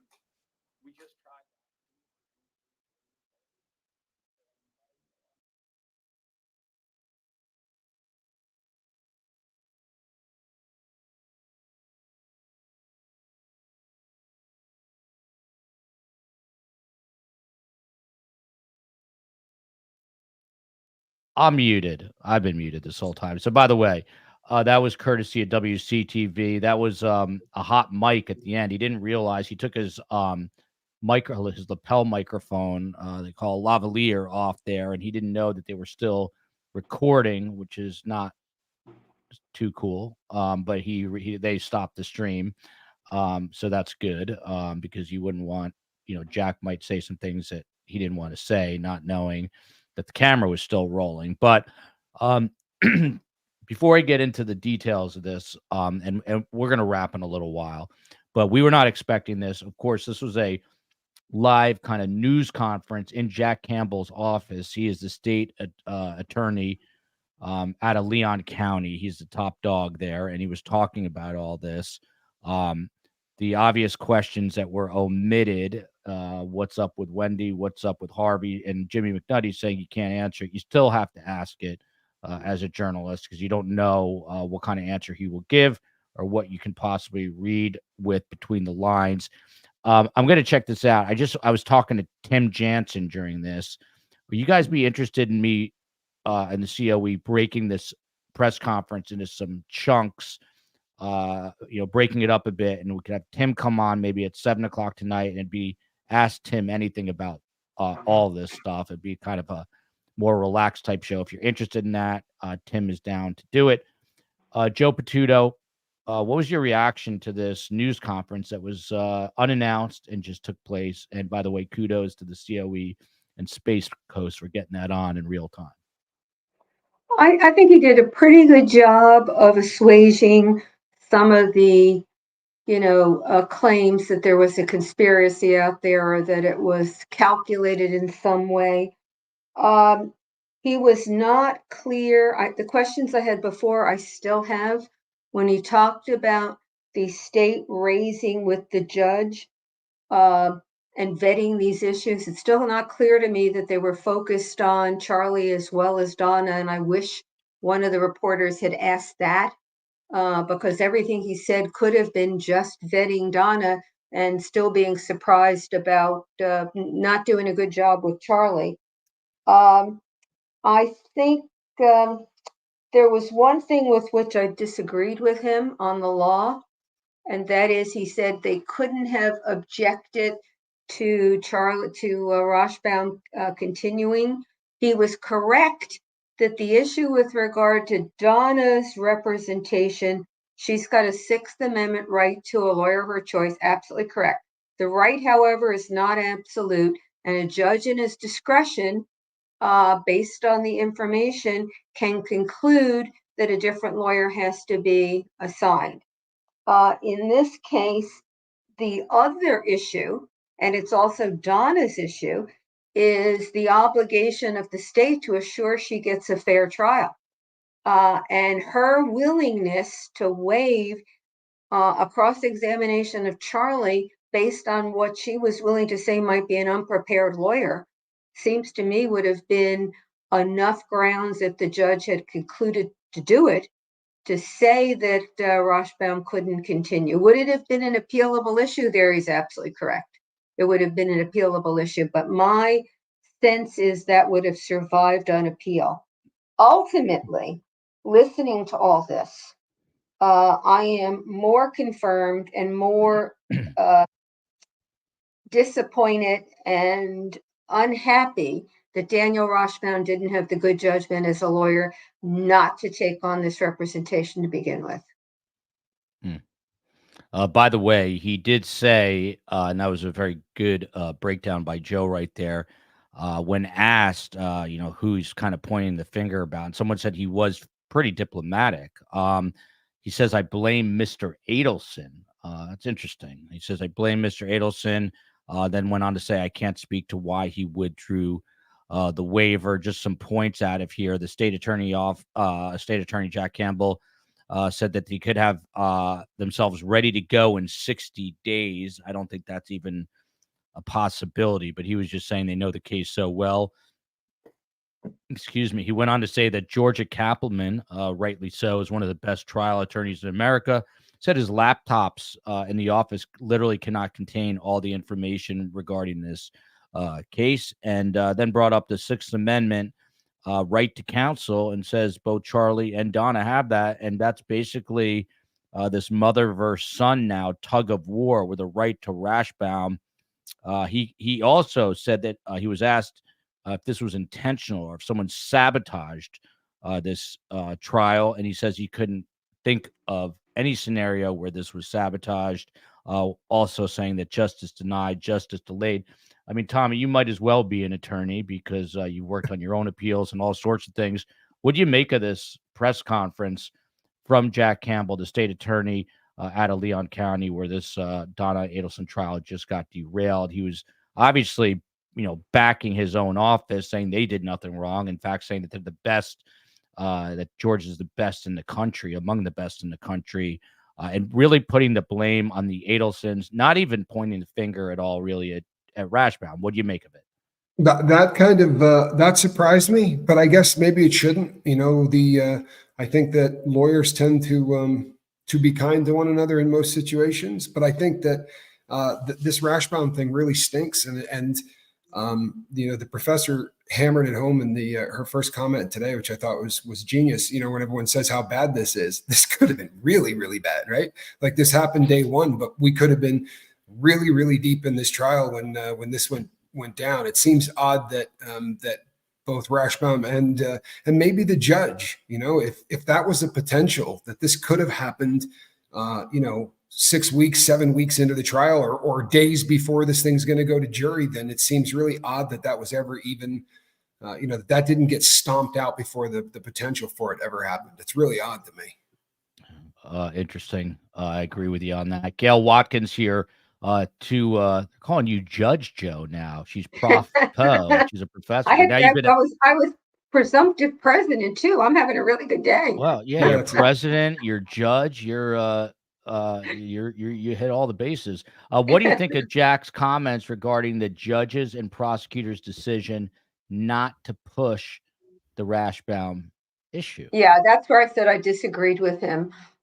This was such a looming problem, and I said at the outset, I understand that they all, whether they articulated it or with just a kind of an assumption that everyone was writing on, that Charlie wouldn't rescind a waiver, assuming that there was one. He said there was one. The appellate lawyer the other day said there was never a waiver to begin with. But I can understand how they were kind of, I don't know whether I want to say sucked in, but I don't know that I can think of a better phrase for it.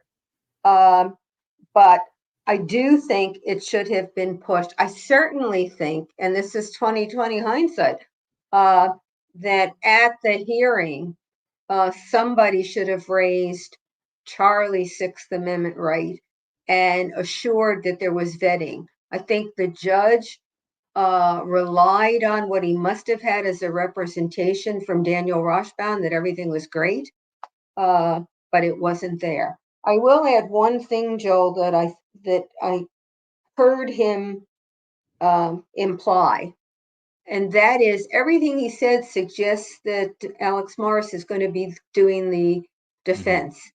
And he shouldn't, until that's resolved. If the judge has already said, I've looked and this is okay, we can go forward, then fine.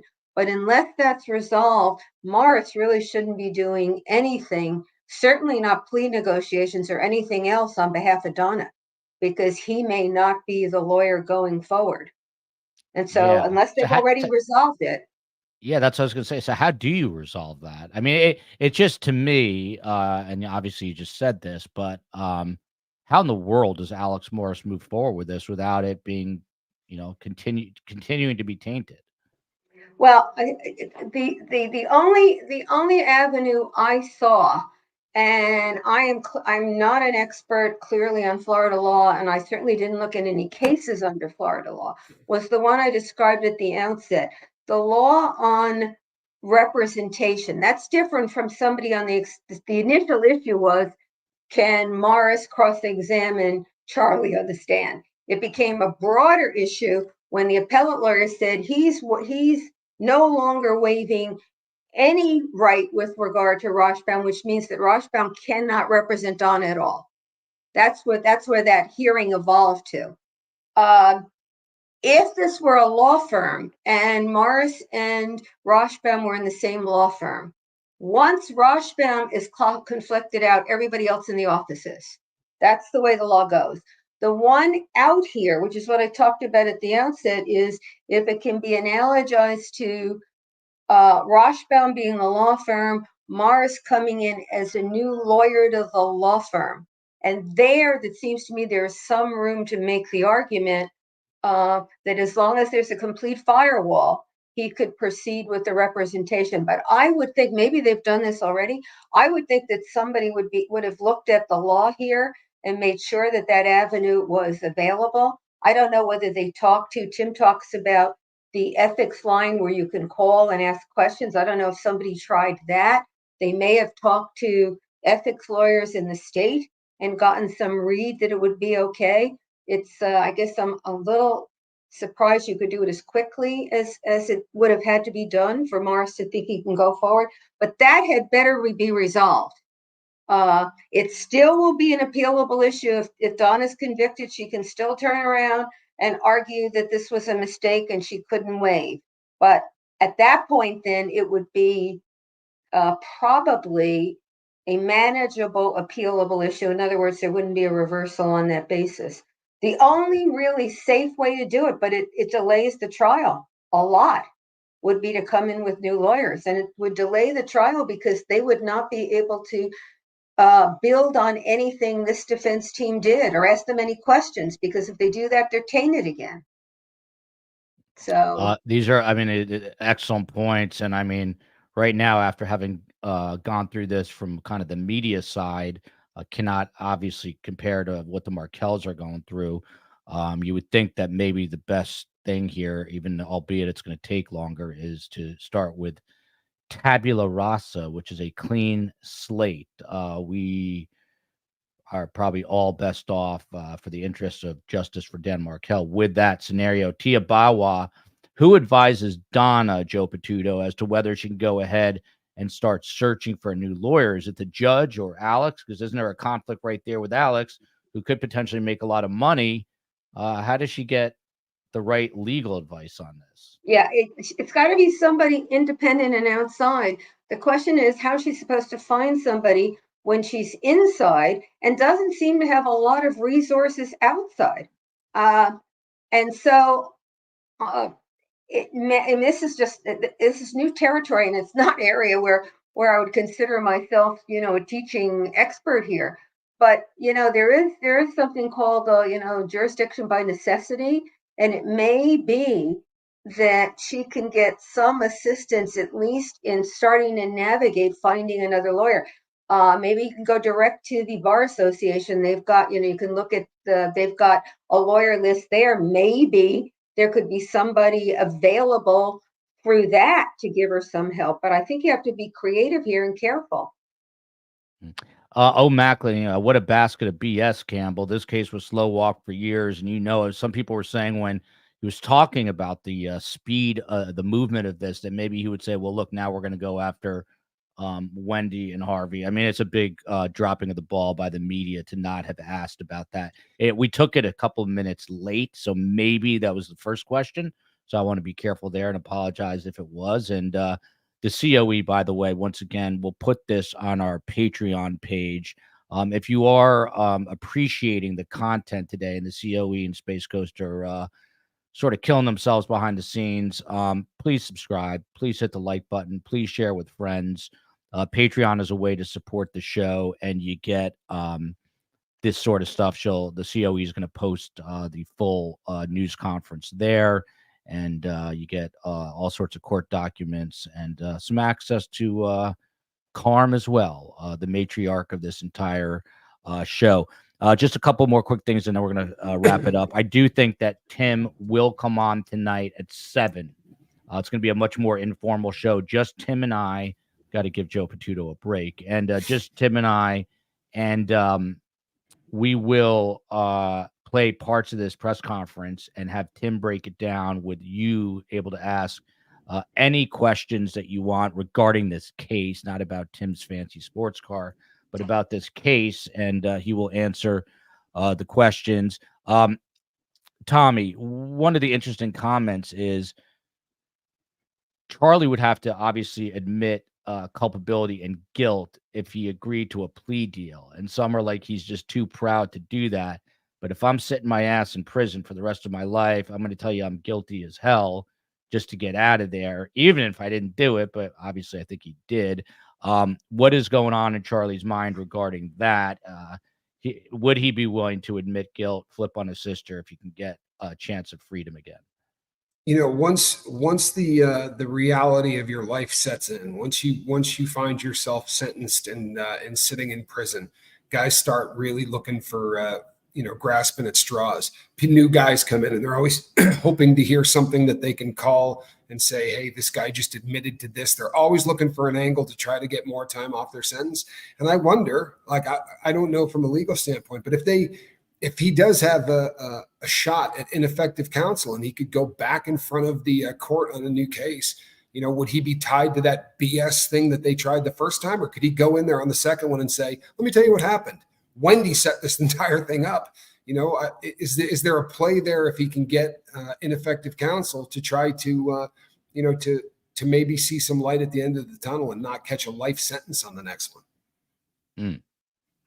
Funny about this. Hey, Joe, this is random. Don't forget to enter book awards. I've done that. We're going to see what happens. Say a little something for me. This is just absolutely insane. By the way, Dr. Appleton, she had to run because she's got clients and patients, but we appreciate her being here. Of course, Tommy Scoville and Joe Patuto. Tommy, former inmate now. He has a lifeboat. And you have another channel now, right, Tommy? What is it? It's called Cults and Crims.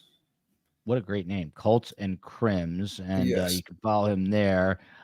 Bernie here. Thank you. You've all nailed it today. Appreciation and respect to you all. Please hit that like button right now. Thanks so much. Share the show with a friend. Tommy, any quick last thought? We'll get one from Joe and we'll sign off.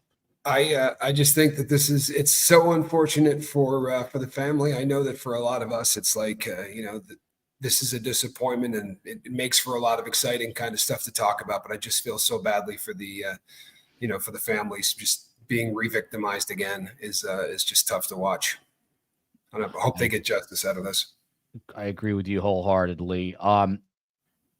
Joe Patuto, what can we say about her? She's a very, very, very bright legal mind, law professor, University of Nebraska, been there a long time and taught at many elite law schools throughout the country. Joe Patuto, Thank you. You've been elevated to president of the United States, a judge, law professor. I don't know what else is left. Perhaps Pope. I don't know if that's sacrilegious. I don't think a woman can be Pope. I was just But gonna say wrong, right faith, wrong gender.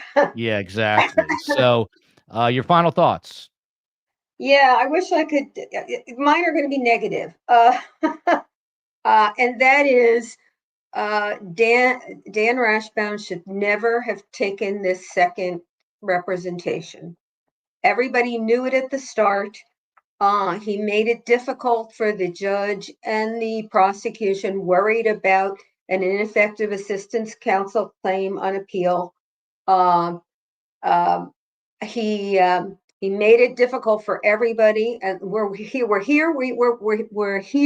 now where we are because he didn't make the responsible judgment that any other lawyer, certainly every lawyer heard talk about this, would have made. And I heard the prosecutor say he was placed here. He wasn't placed here. He jumped in head first, and he took us all with him, and it's on him. Very well said. That's the mic drop moment. What time is the show tonight? Please, 7 p.m. and tomorrow at 5 p.m. Eastern. It's America's most respected detective, Phil Waters, FBI retired Special Agent Scott Duffy. We're going to talk Diddy, man. Diddy. That's a crazy story, but this is our OG story. This is the one that's near and dear to our hearts. We're going to be doing this probably most of next week with a couple of or several different really interesting angles, including we're going to do a show in the COE, and Steve Cohen are working on it, a fundraiser for justice for Dan Markel next week with some of the best guests. Tommy is the man. Can disagree with that. Good to see Tommy again. Is Breaking Bad coming back? Hopefully Tommy only breaks good, but that was one of the best shows I've ever seen. And Joe Patuto, a never-ending vault of and it's like the endless salad at the Olive Garden, but it's with legal knowledge. It never ends. There you go. Great show today. Kudos to your guests. Love you, America. Love you, Tommy. Joe Patuto, Tallahassee, Justice for Dan Markel. We will see you later if I can survive. 7 p.m. I got to get one complaint in. Did I tell you it was 16 hours back and forth? See you tonight, 7 p.m. Eastern time.